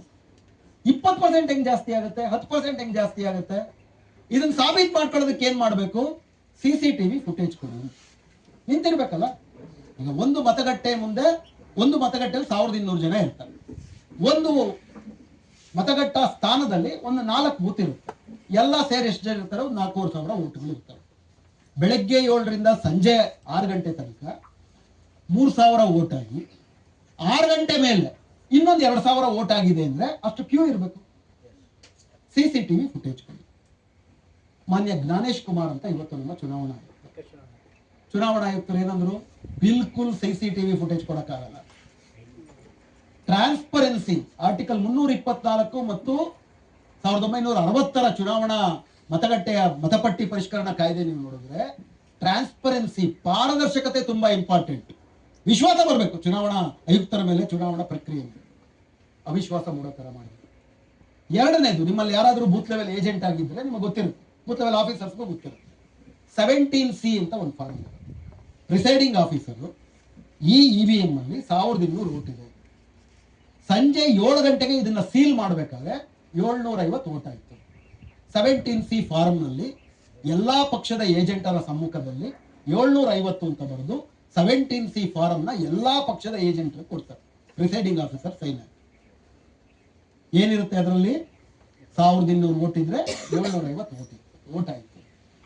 ಮತಗಣನೆ ಮಾಡಬೇಕಾದ್ರೆ ಈ 17C ಫಾರ್ಮ್ ತಗೊಂಡ್ಬರ್ತಾರೆ ಎಲ್ಲ. ಎಷ್ಟು ವೋಟ್ ಅಲ್ಲಿ ಎಣಿಕೆ ಆಗಬೇಕು? 750 ಎಣಿಕೆ ಆಗಬೇಕು. ಸೊ ಎಷ್ಟು ವೋಟ್ ಆಯ್ತು ಅನ್ನುವುದಕ್ಕೆ ಎಷ್ಟು ಸುಲಭವಾದಂತ ಒಂದು ಮಾರ್ಗ ಇದೆ. 7 ಗಂಟೆಗೆ ನೀವು ಬೀಗ ಹಾಕೋದಕ್ಕೆ ಮುಂಚೆ, ಮತಗಟ್ಟೆನ ಬೀಗ ಹಾಕಕ್ಕೆ ಮುಂಚೆ 17C ಫಾರ್ಮ್ ಕೊಟ್ಟಿರ್ಲಿಕ್ಕೆ ಬೇಕಲ್ವಾ? ಅಂದ್ರೆ 7 ಗಂಟೆಗೆ 17C ಫಾರ್ಮ್ ಕೊಟ್ಟಿದ್ದೀರಾ ಅಂದ್ರೆ ಕೌಂಟಿಂಗ್ ಮುಗೀತು ಅಂತ ಅರ್ಥ. 750 ಅಂತ ಇರುತ್ತಲ್ಲ, ಒಂದು ಬಟನ್ ಒತ್ತಿದ್ರೆ ದೇಶದಲ್ಲಿರುವ ಲಕ್ಷಾಂತರ 10,000 ಬೂತ್ಗಳಿರ್ತವೆ, 10 ಲಕ್ಷ ಬೂತ್ಗಳು. ಅಬ್ಬಬ್ಬ ಅಂದ್ರೆ 1 ಗಂಟೆನಲ್ಲಿ 17C ಫಾರ್ಮ್ಗಳೆಲ್ಲವನ್ನು ಕೂಡ ಕೂಡಿದ್ರೆ ಎಷ್ಟು ವೋಟ್ ಬಂತು ಅಂತ ಗೊತ್ತಾಗುತ್ತೆ. ಚುನಾವಣಾ ಮತದಾನ ಆದ್ಮೇಲೆ 1 ಗಂಟೆಲಿ ಗೊತ್ತಾಗುತ್ತೆ. ನಿಮ್ಗೆ ಯಾಕೆ 5 ದಿವಸ ಬೇಕು? ಹಾಗಾದ್ರೆ ಎಲೆಕ್ಟ್ರಾನಿಕ್ 17C ಫಾರ್ಮ್ ಕೊಡಿ ಅಂತ ಒಂದು ಅಪ್ಲಿಕೇಶನ್ ಆಗುತ್ತೆ. ನಮ್ಮ ಜ್ಞಾನೇಶ್ ಕುಮಾರ್ ಅವ್ರು ಏನಂದ್ರು, ಬಿಲ್ಕುಲ್ 17C ಫಾರ್ಮ್ ಕೊಡಕ್ಕಾಗೋದಿಲ್ಲ, ದೇಶ ಮಟ್ಟದ್ದು ನಿಮ್ ಏಜೆಂಟ್ಗಳು ಕೊಟ್ಟಿದೀವಿ, ಬೇಕಾದ್ರೆ ಅವರು ತಿಳಿಸ್ಕೊಳ್ಳಿ ಅಂತ. 10 ಲಕ್ಷ ಏಜೆಂಟ್ಗಳ ಹತ್ರ ಒಂದೊಂದೇ ಇಸ್ಕೊಂಡು ಕಲೆಕ್ಟ್ ಮಾಡಕ್ ಬರ್ತದ? ಯಾವ ಕಾರಣಕ್ಕೂ ಕೂಡ ನಿಮ್ ಕೈಗೆ ನಾವು ಸಿಗೋದಿಲ್ಲ ಅಂತ. ಇಷ್ಟೆಲ್ಲ ಬಿಜೆಪಿ ಪರವಾಗಿ ಇದೆಲ್ಲ ಕಾನೂನನ್ನ ಚುನಾವಣಾ ಆಯೋಗ ಆಯುಕ್ತರು ಮಾಡ್ತಿದ್ದಾರೆ. ಆಯುಕ್ತರನ್ನ ನೇಮಕ ಮಾಡಿದವರು ಯಾರು? ಅಯೋಗ್ಯನ ಸರ್ಕಾರ. ಈಗ ಇವನಿಗೆ ಬೇಕಾಬಿಟ್ಟಿ ಕಾನೂನು ಮಾಡ್ತಿದ್ದಾನಲ್ಲ. ಬೇಕಾಬಿಟ್ಟಿ ಕಾನೂನು ಪ್ರಜಾತಂತ್ರದ ವಿರುದ್ಧ ಮಾಡಿದ್ರೆ ಕೋರ್ಟ್ಗೆ ಹೋಗ್ಬೋದಲ್ವಾ? ಇದ್ದಕ್ಕಿದ್ದಾಗ ಏನ್ ಮಾಡಿದ್ರು? 2024 ಜೂನ್ನಲ್ಲಿ ಒಬ್ಬ ಚುನಾವಣಾ ಆಯುಕ್ತ ತನ್ನ ಅಧಿಕಾರವಿಧಿನಲ್ಲಿ ಏನೇ ತೀರ್ಮಾನಗಳು ತಗೊಂಡ್ರು ಸಾಯೋ ತನಕ ಯಾವ ಕೋರ್ಟ್ ಅಲ್ಲೂ ಒಂದ್ಮೇಲೆ ಕೇಸ್ ಮಾಡಂಗಿಲ್ಲ ಅಂತ ತಿದ್ದುಪಡಿ. ಅಂದ್ರೆ ಏನಾಯ್ತು? ಇಡೀ ಚುನಾವಣಾ ಪ್ರಕ್ರಿಯೆ ಸಂಪೂರ್ಣವಾಗಿ ಸರ್ಕಾರದ ಕೈವಶ. SIR ಮೂಲಕ ಏನಾಯ್ತು? ಈಗ SIR ಅನ್ನೋ ಪರಿಕಲ್ಪನೆ ಇಲ್ಲ. ಈತ ತಂದ ಜ್ಞಾನೇಶ್ ಕುಮಾರ್ SIR ಅಂತ ಮಾಡಿ ಸರ್ಕಾರಕ್ಕೆ ಅನುಕೂಲವಾಗರು ಒಂದಷ್ಟು ಕಿತ್ತಾಕ್ತಾನೆ. ಅದೇ ಹೇಳದ್ನಲ್ಲ, ಸಾರ್ ಆಗೋಗಿದೆ, ಗೊತ್ತೇ ಇರಲಿಲ್ಲ. ತಂದ್ರು ಸೆನ್ಸಸ್ ಒಳಗಡೆ ಮುಗಿಸ್ತಾರೆ. ಅಂದ್ರೆ ವಿಷಯ ಏನಾಗಿದೆ? ಕ್ರಿಕೆಟ್ ಮ್ಯಾಚ್ ನಡೀತದೆ, ಅಂಪೈರು ಬ್ಯಾಟಿಂಗ್ ಪಾರ್ಟಿ ಔಟ್ ಆದ್ರೂ ಔಟ್ ಕೊಡೋದಿಲ್ಲ, ಸುಮ್ಮನೆ ಟಚ್ ಹೊಡೆದ್ರೆ ಸಿಕ್ಸರ್ ಅಂತ, ಬಾಲ್ ಅಲ್ಲೇ ಬಿದ್ದಿದ್ರೆ 4 ಅಂತ. ಫೀಲ್ಡ್ ಸಂಪೂರ್ಣವಾಗಿ ಅವ್ರದ್ದು. ಯಾಕಂದ್ರೆ ಆ ಫೀಲ್ಡ್ ಅಲ್ಲಿ ಬಂದ್ರೆ ಎಲೆಕ್ಟ್ರಲ್ ಬಾಂಡ್ಗಳನ್ನ ನೀವು ನೋಡಿದ್ರೆ ಕೋಟ್ಯಾಂತರ ರೂಪಾಯಿ ಬರೀ ಬಿಜೆಪಿ ಹತ್ರ ಇದೆ. ಸಂಪೂರ್ಣವಾಗಿ SIR ಬಂದ್ರೆ ನಿಮಗೆ ಯಾರು ಓಟ್ ಹಾಕ್ಬೋದು? ವಿರೋಧ ಪಕ್ಷದವ್ರಿಗೆ ಆ ಓಟ್ ಹಾಕೋರ್ನೆಲ್ಲ ಕಿತ್ತಾಕ್ತಿದ್ದ, ಮುಸ್ಲಿಮರನ್ನ ವಿಶೇಷವಾಗಿ ಕಿತ್ತಾಕ್ತಿದ್ದ. ಅಷ್ಟು ಮಾತ್ರ ಅಲ್ದಿರ 365 ದಿವಸ 24 ಗಂಟೆ ಕ್ಷೇತ್ರದಲ್ಲಿ ಕೆಲಸ ಮಾಡ್ತಿದ್ದ. ನಿಮಗೆ ಬೂತ್ ಲೆವೆಲ್ ಏಜೆಂಟ್ ಬೇಕಾಗ್ತದೆ. ಈಗ ಏನಾಗಿದೆ? ಅಂಪೈರ್ ಅವ್ರ ಕಡೆ, ಫೀಲ್ಡ್ ಅವ್ರದ್ದು, ಆಟ ಆಡಕ್ ಮಾತ್ರ ನೀವು. ಗೆಲ್ಲೋರು ಯಾರು? ನೀವು ಎಷ್ಟೇ 4 ಹೊಡಿದ್ರು ಅಥವಾ ಫೀಲ್ಡರ್ ಕಡೆ ಅಂಪೈರ್ ಅಂತ ಇಟ್ಕೊಂಡು ಸಿಕ್ಸರ್ ಹೊಡೆದ್ರೆ ಕ್ಯಾಚ್ ಔಟ್ ಅಂತ ನಾವು ಬ್ಯಾಟಿಂಗ್ ಬಿದ್ರೆ LBW ಕೊಡ್ತಾರೆ. ಆಯ್ತು, 2024 ಚುನಾವಣೆಯಲ್ಲಿ ವಿರೋಧ ಪಕ್ಷದ ಅಕೌಂಟ್ಗಳನ್ನ ಫ್ರೀಸ್ ಮಾಡಿ ಕಾಸು ಖರ್ಚು ಮಾಡಕ್ಕಾಗ್ದಂಗೆ ಮಾಡ್ಬಿಟ್ರು. ಪ್ರಶ್ನೆ, ವಿರೋಧ ಪಕ್ಷಗಳು ಈಗಾಗಲೇ ಸಿದ್ಧವಾಗಿರುವ ತೀರ್ಪು ಬಂದಿರುವಂತಹ ಆಟದ ಫಲಿತಾಂಶ ಘೋಷಣೆ ಆಗಿರುವ ಆಟದಲ್ಲಿ ಹೋಗಿ ಯಾಕೆ ಆಟ ಆಡ್ತೀರ? ನೀವು ಆಟ ಆಡ್ಬಿಟ್ಟು ಏನ್ ಮಾಡ್ತೀರಿ? ಆಟ ಸಕ್ರಮವಾಗಿ ನಡೀತು ಅಂತ ಅವ್ರಿಗೆ ಹೇಳ್ಕೊಳ್ಳೋದಕ್ಕೆ ಅವಕಾಶ ಕೊಡ್ತೀವಿ. ಬಿಹಾರದಲ್ಲಿ ಆಗಿದ್ದಿದೆ. ಎರಡನೇದು ಅಂದ್ರೆ ಮೊದಲನೇದೇ ಅವ್ರೇನ್ ಮಾಡ್ತಿದ್ದಾರೆ? ಸಂಪೂರ್ಣವಾಗಿ ಚುನಾವಣಾ ಯಂತ್ರ, ಚುನಾವಣಾ ನಡೆಯುವ ಪದ್ಧತಿ, ಅಂಪೈರು, ಫೀಲ್ಡ್ ಎಲ್ಲ ತಮ್ಮ ಕಂಟ್ರೋಲ್ ತಗೋತಿದ್ದಾರೆ. ಶಾಶ್ವತವಾಗಿ ಅವರೇ ಅಧಿಕಾರಕ್ಕೆ ಬರಬೇಕು. ಇದಕ್ಕೆ ಇನ್ನೊಂದು ಡೈಮೆನ್ಷನ್ ಇದೆ, ಅದು ತುಂಬಾ ಮುಖ್ಯವಾದ. ಆ ಡೈಮೆನ್ಷನ್ ಏನು? ಇದು ಬರೀ ಸಾವರ್ಕರ್ ವಾದಿ ಅಲ್ಲ, ಇದು ಬಂಡವಾಳಶಾಹಿ, ಕ್ರೂರ ಬಂಡವಾಳಶಾಹಿ ವಾದಿ ಕೂಡ. ಯಾಕಂದ್ರೆ ನಮ್ಮ ದೇಶದ ಸಂವಿಧಾನದಲ್ಲಿ ವೆಲ್ಫೇರ್ ಸ್ಟೇಟ್ ಅನ್ನುವ ಪರಿಕಲ್ಪನೆ, ಕಲ್ಯಾಣ ರಾಜ್ಯ. ಶ್ರೀಮಂತರಿಗೆ ಹೆಚ್ಚಿಗೆ ತೆರಿಗೆ ಹಾಕಬೇಕು, ಬಡವರಿಗೆ ಕನಿಷ್ಠ ಸೌಲಭ್ಯಗಳನ್ನು ಅದ್ರ ಮೂಲಕ ಕೊಡುತ್ತೆ. ಈಗ ಆ ಸೌಲಭ್ಯಗಳನ್ನ ಪಡೆದುಕೊಳ್ಳುವ ಅಧಿಕಾರ ನನಗೆ ಕೊಡೋದು ಯಾವುದು? ನನ್ನ ನಾಗರಿಕತ್ವ, ನಾನು ಈ ದೇಶದ ನಾಗರಿಕ ಅನ್ನೋ. ಈಗ ಉದಾಹರಣೆಗೆ ನಿಮ್ಗೆ 5 kg ಅಕ್ಕಿ ಬರುತ್ತೆ, 80 ಕೋಟಿ ಜನರಿಗೆ 5 kg ಅಕ್ಕಿ ಕೊಡ್ತೀವಿ ಅಂತ ಅವ್ರು ಹೇಳ್ತಿದ್ದಾರೆ. ಆ 80 ಕೋಟಿ ಜನರು ನಾಗರಿಕರಾಗಿರುವುದಕ್ಕೆ 5 kg ಅಕ್ಕಿ ಸಿಗ್ತಿದೆ. ಅದ್ರಲ್ಲಿ 40 ಕೋಟಿ ಜನ ನಾಗರಿಕರಲ್ಲ ಅಂತ ಆಗ್ಲಿ, ಅಕ್ಕಿ ಖರ್ಚು ಕಡಿಮೆ ಆಗುತ್ತಾ ಇಲ್ಲ? ಹೋದ ವರ್ಷ ಕೇಂದ್ರ ಸರ್ಕಾರದ ಬಜೆಟ್ ಅಲ್ಲಿ 5 kg ಅಕ್ಕಿ ಕೊಡುವುದಕ್ಕೆ 1,05,000 ಕೋಟಿ ರೂಪಾಯಿ ಎತ್ತಿಟ್ಟಿದ್ದಾರೆ. 40 ಕೋಟಿ ಜನ ಅನರ್ಹರು ಅಂತಂದ್ರೆ ಅವ್ರಿಗೆ 60,000 ಕೋಟಿ ರೂಪಾಯಿ ಬಚಾವ್. ನರೇಗಾ ಅಂತ ಮಾಡೋದು. ನರೇಗಾ ಅನ್ನೋದು ಈಗ VBG ರಾಮ್ಜಿ ಅಂತ ಮಾಡೋದು. ಬಹಳ ಕಸರತ್ ಮಾಡೋದು. ಅಲ್ಲಿ ರಾಮನ್ ತರಬೇಕಾಗಿತ್ತು. ವಿಕಸಿತ ಭಾರತ ಗ್ರಾಮೀಣ ರೋಜ್ಗಾರ್ ಅಜೀವಿಕಾ ಮಿಷನ್ ಗ್ರಾಮೀಣ, ರೋಜ್ಗಾರ್ ಅಜೀವಿಕಾ ಮಿಷನ್, ಅದಕ್ಕೂ ಇದಕ್ಕೂ ಸಂಬಂಧ ಇಲ್ಲ. ರಾಮ್ ಅಂತ ಬಂತು. ಇಡೀ ವಿರೋಧ ಪಕ್ಷ ಗಾಂಧಿನ ತೆಗೆದ್ಬಿಟ್ಟು ರಾಮ ಅಂತಿದ್ದಾರೆ ಅಂತ ಬಿಟ್ಟು ತಿರುಗಿಬಿದ್ರು. ಅಷ್ಟು ಹೇಳ್ಬೇಕು. ಬಟ್ ವಿಷಯ ಅಷ್ಟೇ ಅದೆಲ್ಲ. ವಿಷಯ ಏನಪ್ಪಾ ಅಂದ್ರೆ, ಸ್ವಾತಂತ್ರ್ಯ ಬಂದ ಮೇಲೆ ನಮ್ಮ ದೇಶದಲ್ಲಿ ಪ್ರಜೆಗಳ ಹಕ್ಕನ್ನು ಗೌರವಿಸಿ ಜನರಿಗೆ ಆ ಹಕ್ಕನ್ನ, ಭಿಕ್ಷೆ ಅಲ್ಲ, ನನಗೆ ಬೇಕು ಅಂತಂದ್ರೆ ಅವ್ರು ಕೊಡಬೇಕು ಅನ್ನುವ ಅಧಿಕಾರವನ್ನ ಕೊಟ್ಟಿದ್ದು ನರೇಗಾ. ನರೇಗಾದ ಅರ್ಥ ಏನು? Mahatma Gandhi national rural employment guarantee act ಕಾಯ್ದೆ. Employment guarantee. ಹಳ್ಳಿನಲ್ಲಿ ನಾನು ರೈತ ಕೂಲಿ, ನನಗೂ ಉದ್ಯೋಗಕ್ಕೆ ಮಾರ್ಗ ಇಲ್ಲ, ನನಗೆ ಕೆಲಸ ಇಲ್ಲ ಅನ್ನೋದನ್ನ ಊರಲ್ಲಿರೋ ದೊಡ್ಡ ದೊಡ್ಡ ಭೂಮಾಲೀಕರು ಏನ್ ಮಾಡ್ತಾರೆ? ಹೊಟ್ಟೆಪಾಡು ಬೇಕು ಅಂತಂದ್ರೆ ಅಗ್ಗದ ಕೂಲಿಗೆ ಬಾ ಅಂತಾರೆ. ನಾನು ಅಗ್ಗದ ಕೂಲಿಗೆ ನಾನು ಮಾರ್ಕೊಳ್ದಿರ ನನ್ನನ್ನ ಘನತೆಯಿಂದ ನನ್ನ ಕೂಲಿ ನಾನು ಪಡ್ಕೊಳ್ಬೇಕಂದ್ರೂ ಕೂಡ ನರೇಗಾ ಕೆಲಸ ಇರಬೇಕು. ಗ್ರಾಮ ಪಂಚಾಯತಿಗೆ ಹೋಗ್ಬಿಟ್ಟು ನನಗೆ ನರೇಗಾ ಕೆಲಸ ಕೊಡಿ ಅಂತ ಕೇಳಿದ್ರೆ ವರ್ಷಕ್ಕೆ 100 ದಿವಸದ ಕೆಲಸ ಕೊಡಬೇಕು. ನನಗೇನಾದ್ರೂ ಕೆಲಸ ಕೇಳಿದಾಗ 15 ದಿವಸದೊಳಗಡೆ ಅವ್ರೇನಾದ್ರೂ ಕೆಲಸ ಕೊಡಲಿಲ್ಲ ಅಂದ್ರೆ ಅನ್ಎಂಪ್ಲಾಯ್ಮೆಂಟ್ ಅಲೋಯನ್ಸ್ ಕೊಡ್ಬೇಕು. ನನ್ನ ಹಕ್ಕು. ಮೊದಲು ಈ ಕಾಯ್ದೆ ಜಾರಿಗೆ ಬಂದಾಗ 40,000 ಕೋಟಿ ರೂಪಾಯಿ ಕೊಡ್ತಿದ್ರು. ಈಗ ಅದು 80,000 ಕೋಟಿ ರೂಪಾಯಿ ಅಷ್ಟು. ಅಂದ್ರೆ ಜಗತ್ತಿನಲ್ಲೇ ಒಂದು ಸರ್ಕಾರ ಬಡವರಿಗೆ ಅನುದಾನವನ್ನ ಕೊಟ್ಟ ಅತಿ ದೊಡ್ಡ ಮೊತ್ತ, ಸಂಪನ್ಮೂಲ ವರ್ಗಾವಣೆ ಅಂತ ನೀವು ನೋಡೋದಾದ್ರೆ ಅತ್ಯಂತ ದೊಡ್ಡ 70,000 ಕೋಟಿ. ಮೊದಲಿಂದಲೂ ಅದ್ರ ಮೇಲೆ ಸಿಟ್ಟು. ಕಾಂಗ್ರೆಸ್ನ ವೈಫಲ್ಯದ ಸ್ಮಾರಕ ಅದು, ಅದಕ್ಕೋಸ್ಕರ ಉಳಿಸ್ಕೊತೀನಿ ಅಂತೆಲ್ಲ ಹೇಳ್ತಿದ್ದ. ಈಗ ಜಿ ಬಂದು ಏನ್ ಮಾಡಿದ್ದಾರೆ? ಈಗದು ಆಕ್ಟ್ ಅಲ್ಲ, ಈಗದು ಸರ್ಕಾರದ, ಕೇಂದ್ರ ಸರ್ಕಾರದ CSS ಪ್ರೋಗ್ರಾಮ್ಗಳಲ್ಲಿ ಉಂಟು, ಸೆಂಟ್ರಲಿ ಸ್ಪಾನ್ಸರ್ಡ್ ಸ್ಕೀಮ್ಗಳಲ್ಲಿ ಉಂಟು. ಮೊದಲು ನರೇಗಾದಲ್ಲಿ 70,000 ಕೋಟಿ ಖರ್ಚಿದ್ರೆ ಕೂಲಿಯ ಸಂಪೂರ್ಣ ದುಡ್ಡನ್ನು ಕೇಂದ್ರ ಸರ್ಕಾರ ಕೊಡಬೇಕಾಗಿತ್ತು. ಸಾಮಗ್ರಿಗಳಲ್ಲಿ 75% ದುಡ್ಡನ್ನ ಕೇಂದ್ರ ಸರ್ಕಾರ ಕೊಡಬೇಕಾಗಿತ್ತು. ಅಂದ್ರೆ ಹೆಚ್ಚು ಕಡಿಮೆ 100 ರೂಪಾಯಿ ನರೇಗಾ ಖರ್ಚಾದ್ರೆ 90 ರೂಪಾಯಿ ಕೇಂದ್ರ ಸರ್ಕಾರ ಕೊಡಬೇಕಾಗಿತ್ತು, 10 ರೂಪಾಯಿ ಮಾತ್ರ ರಾಜ್ಯ ಸರ್ಕಾರ. ಈಗೇನ್ ಮಾಡಿದ್ದಾರೆ? ಬರೀ 60 ರೂಪಾಯಿ ಅವ್ರು ಕೊಡ್ತಾರೆ, 40 ರೂಪಾಯಿ ರಾಜ್ಯ ಸರ್ಕಾರ. ಈಗಾಗಲೇ ರಾಜ್ಯ ಸರ್ಕಾರದ ಹತ್ರ ಕಾಸಿಲ್ಲ. ಹಲವಾರು ವಿಷಯಗಳಿಗೆ ಏನು ಕೇಂದ್ರದ ಟ್ಯಾಕ್ಸ್ಗಳಲ್ಲಿ ನಮ್ಮ ಪಾಲಿತ್ತು ಅದೆಲ್ಲ ಕಡಿಮೆ ಆಗಿದೆ. ಇನ್ನು ರಾಜ್ಯ ಸರ್ಕಾರಗಳ ಹತ್ರ ಕಾಸೇ ಇಲ್ಲ ಅಂದ್ರೆ ಎಲ್ಲಿಂದ ತರ್ತಾರೆ?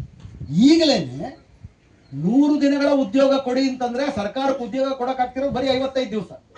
ಅವ್ರು ಹೇಳ್ತಿರೋದೇ 125 ದಿವಸ ಕೊಡ್ತೀವಿ ಅಂತ. ಕಾಸೇ ಇಲ್ವಲ್ಲ ರಾಜ್ಯ ಸರ್ಕಾರದ ಹತ್ರ. 125 ದಿವಸ ಕೊಡಕ್ ಸಾಧ್ಯ ಇಲ್ಲ, ರದ್ದು ಮಾಡ್ತಾರೆ. ರದ್ದು ಮಾಡುವುದಕ್ಕೆ ಮುಂಚೆ SIR ಇತ್ಯಾದಿಗಳನ್ನ ಮಾಡಿದಾಗ ದಿಢೀರನೆ ಅವ್ರಿಗೊಂದು ಅಲಿಬಿ ಕೂಡ ಸಿಗುತ್ತೆ, ನೆಪವೂ ಸಿಗುತ್ತೆ. ಇಷ್ಟು ಜನ ನಾವು ಹಕ್ಕಿನಿಂದ ಕೇಳಕ್ಕಿಲ್ವಲ್ಲ, ಹಕ್ಕು ಬರಲ್ವಲ್ಲ ನಮಗೆ. ಯಾರು ಫಲಾನುಭವಿಗಳು?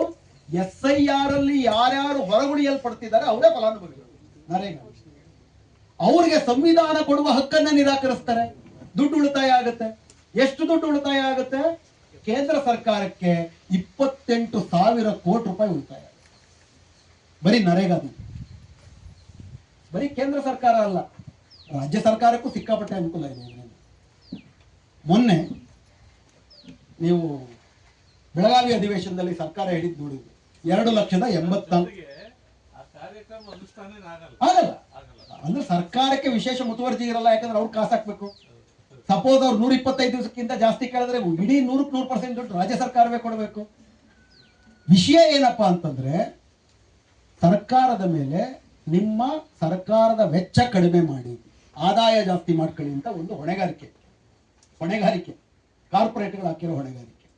ಖರ್ಚು ಯಾವ್ದಿರುತ್ತೆ ಸರ್ಕಾರದ್ದು? ಕಮಿಟೆಡ್ ಎಕ್ಸ್ಪೆಂಡಿಚರ್ ಅಂತ ಇರುತ್ತೆ. ಸಿಬ್ಬಂದಿ, ಅವ್ರಿಗೆ ಸಂಬಳ ಮತ್ತೆ ಪಿಂಚಣಿ, ಇದರ ವೆಚ್ಚ ಜಾಸ್ತಿ. ಇದರ ವೆಚ್ಚ ಕಡಿಮೆ ಮಾಡ್ಕೋಬೇಕು. ಕಾಂಗ್ರೆಸ್ ಸರ್ಕಾರ ಆದ್ರೂ ಅಷ್ಟೇ, ಬಿಜೆಪಿ ಸರ್ಕಾರ ಆದ್ರೂ ಅಷ್ಟೇ. ವೆಚ್ಚ ಕಡಿಮೆ ಮಾಡ್ಕೋಬೇಕು ಅಂತಂದ್ರೆ ಕಲ್ಯಾಣ ಕಾರ್ಯಕ್ರಮಗಳ ಮೇಲೆ ಮಾಡ್ತಿರೋ ವೆಚ್ಚ ಕಡಿಮೆ ಮಾಡ್ಕೊಳ್ಬೇಕು. ಉದಾಹರಣೆಗೆ ಪ್ರಾಥಮಿಕ ಶಾಲೆ ಇತ್ತು ಕರ್ನಾಟಕದಲ್ಲಿ, KPS ಶಾಲೆಗಳು ಅಂತ ಬಂತು. ಮೊನ್ನೆ ಬೆಳಗಾವಿ ಅಧಿವೇಶನದಲ್ಲಿ ಏನ್ ಹೇಳಿದ್ರು? 2,84,000 ಹುದ್ದೆಗಳು ಖಾಲಿ ಇದ್ದಾವೆ. 70,000 ಹುದ್ದೆಗಳು ಪ್ರಾಥಮಿಕ ಶಾಲಾ ಉಪಾಧ್ಯಾಯರುಗಳು. ಈ 70,000 ಶಾಲೆಗಳನ್ನ ನಮ್ಮ ಹಳ್ಳಿಗಳಿಗೆ ಕೊಡಬೇಕು ಅನ್ನೋದು ನಮ್ಮ ಹಕ್ಕಾಗಿತ್ತು. ನಾಗರಿಕ RTI ಇದೆಯಲ್ಲ, RTI ಆಕ್ಟ್ ಪ್ರಕಾರ ನಾಗರಿಕರಿಗೆ ಹಕ್ಕು ಬರ್ತಿದೆ. ಈಗ ಏನ್ ಮಾಡ್ತಿದ್ದಾರೆ ಅವರು? KPS ಶಾಲೆ ಅಂತ ಮಾಡ್ತಾರೆ. ಸುತ್ತಮುತ್ತಲ ಇರುವಂತ 6-7 ಶಾಲೆಗಳನ್ನ ಮುಚ್ತಾರೆ. KPS ಶಾಲೆ ನಿಮ್ಮನ್ನೆಲ್ಲ ಕರ್ಕೊಂಬಂದು ಅಲ್ಲಿ ತುಂಬ್ತೀವಿ ಅಂತ. ನಿಮ್ಮ ಪೀಠೋಪಕರಣ, ಪಾಠೋಪಕರಣ, ಉಪಾಧ್ಯಾಯರನ್ನೆಲ್ಲರನ್ನೂ ತಗೊಂಬಂದಿ ಅಂತ. 70,000 ಶಾಲೆ ಇದ್ರೆ 70,000 ಉಪಾಧ್ಯಾಯರು. ಈಗ ಅವರ ಉದ್ದೇಶ ಏನು? 44,000 ಶಾಲೆಗಳನ್ನು ರದ್ದುಗೊಳಿಸಿ ಅಲ್ಲಿರೋದನ್ನೆಲ್ಲ ತಗೊಂಬಂದು 6,000 ಶಾಲೆಗಳಿಗೆ ಮಾಡಬೇಕು. ಅಂದ್ರೆ ಅಷ್ಟು ಮಟ್ಟಿಗೆ ಉಪಾಧ್ಯಾಯರ ಹುದ್ದೆಗಳೇ ಕಡಿಮೆ ಆಗ್ಬೇಕು. ನಾವು ಬಸ್ ಫೆಸಿಲಿಟಿ ಕೊಡ್ತೀವಿ ಅಂತ. ಬಸ್ ಫೆಸಿಲಿಟಿ ಬಗ್ಗೆ ಒಂದು ಅಧ್ಯಯನ ಆಗಿದೆ. ವರ್ಷಕ್ಕೆ 200 ಕೋಟಿ ರೂಪಾಯಿ ಖರ್ಚಾಗಿದೆ. ಮತ್ತೆ ಇನ್ನೊಂದು ಸ್ಪಷ್ಟವಾದಂತ ಒಂದು ಸುತ್ತೋಲೆ ಹೊರಡಿಸಿದ್ದಾರೆ. ಏನಪ್ಪಾ ಅಂತಂದ್ರೆ, KPS ಶಾಲೆಗಳ ಬಲವರ್ಧನೆಗೆ ಸರ್ಕಾರ 1 ಪೈಸಾ ಕೊಡೋದಿಲ್ಲ. ADB ಇಂದ 2,500 ಕೋಟಿ ರೂಪಾಯಿ ದುಡ್ಡಿಸ್ಕೊಂಡಿದೀವಿ, ಬಿಲ್ಡಿಂಗ್ ಕಟ್ಕೊಡ್ತೀವಿ. ಉಳಿದಂತೆ ಅದರ ಬಲವರ್ಧನೆಗೆ CSR, corporate social responsibility, corporate ದಣಿಗಳ ಹತ್ರ, ರೋಟರಿ ಕ್ಲಬ್ಗಳ ಹತ್ರ, ಇವ್ರ ಹತ್ರ ಕಾಸಿಸ್ಕೊಳ್ಳಿ, ಭಿಕ್ಷೆ ಬೇಕು. ಅವ್ರು ನಿಯಂತ್ರಣ ಮಾಡ್ತಾರೆ. ಖಾಸಗೀಕರಣ ಅಂದ್ರೆ ಖಾಸಗೀಕರಣದ ಪೂರ್ವದ ಹಂತ ಆಗುತ್ತೆ. ಇದು ತಪ್ಪು ಅಂತ ನೀವು ಹೇಳ್ಬೇಕಂದ್ರೂ ಕೂಡ ನೀವೇನ್ ಮಾಡ್ಬೇಕು? ನಿಮ್ಗೆ ಎಲ್ಲಿಂದ ಬರುತ್ತೆ ತಪ್ಪು ಅಂತ ಹೇಳುವ? ನೀವು ನಾಗರಿಕರಾದ್ರೂ ಬರುತ್ತೆ. ಇದನ್ನೇನಂತಾರೆ? ಎಕನಾಮಿಕ್ ಡಿಸ್ಎನ್ಫ್ರಾಂಚೈಸ್ಮೆಂಟ್ ಅಂತಾರೆ. ನೀವು ಈ ದೇಶದ ಪ್ರಜೆ ಆದ್ರೆ ನಿಮಗೆ ಬರೀ ರಾಜಕೀಯ ನಾಗರಿಕತ್ವ ಅಲ್ಲ ಬರೋದು, ಆರ್ಥಿಕ ನಾಗರಿಕತ್ವನೂ ಬರುತ್ತೆ. ಸರ್ಕಾರದಿಂದ ಇದು ನಮಗೆ ಬೇಕು ಅಂತ ಕೇಳುವ ಹಕ್ಕು ಬರುತ್ತೆ. ಆ ಆರ್ಥಿಕ ನಾಗರಿಕತ್ವವನ್ನೇ ನಿಮ್ಮ ನಿರಾಕರಿಸುತ್ತೆ. ಏಕಕಾಲದಲ್ಲಿ ಇದು ಬಂಡವಾಳಶಾಹಿಯೂ ಹೌದು, ಹಿಂದೂ ಬ್ರಾಹ್ಮಣಶಾಹಿಯೂ ಹೌದು. ಇದರ ಹಿಂದೆ ಇರುವ ಅತಿ ದೊಡ್ಡ ಹೊನ್ನಾಳ. ಈಗ ಅಂತಿಮವಾಗಿ ಏನ್ ಮಾಡಬೇಕಾಗ ಅದೊಂದು ವಿಷಯ ನಾನು ಮಾತಾಡ್ತೀನಿ. ಎಕ್ಸಾಕ್ಟ್ಲಿ ಏನೇನು ಮಾಡಬೇಕು?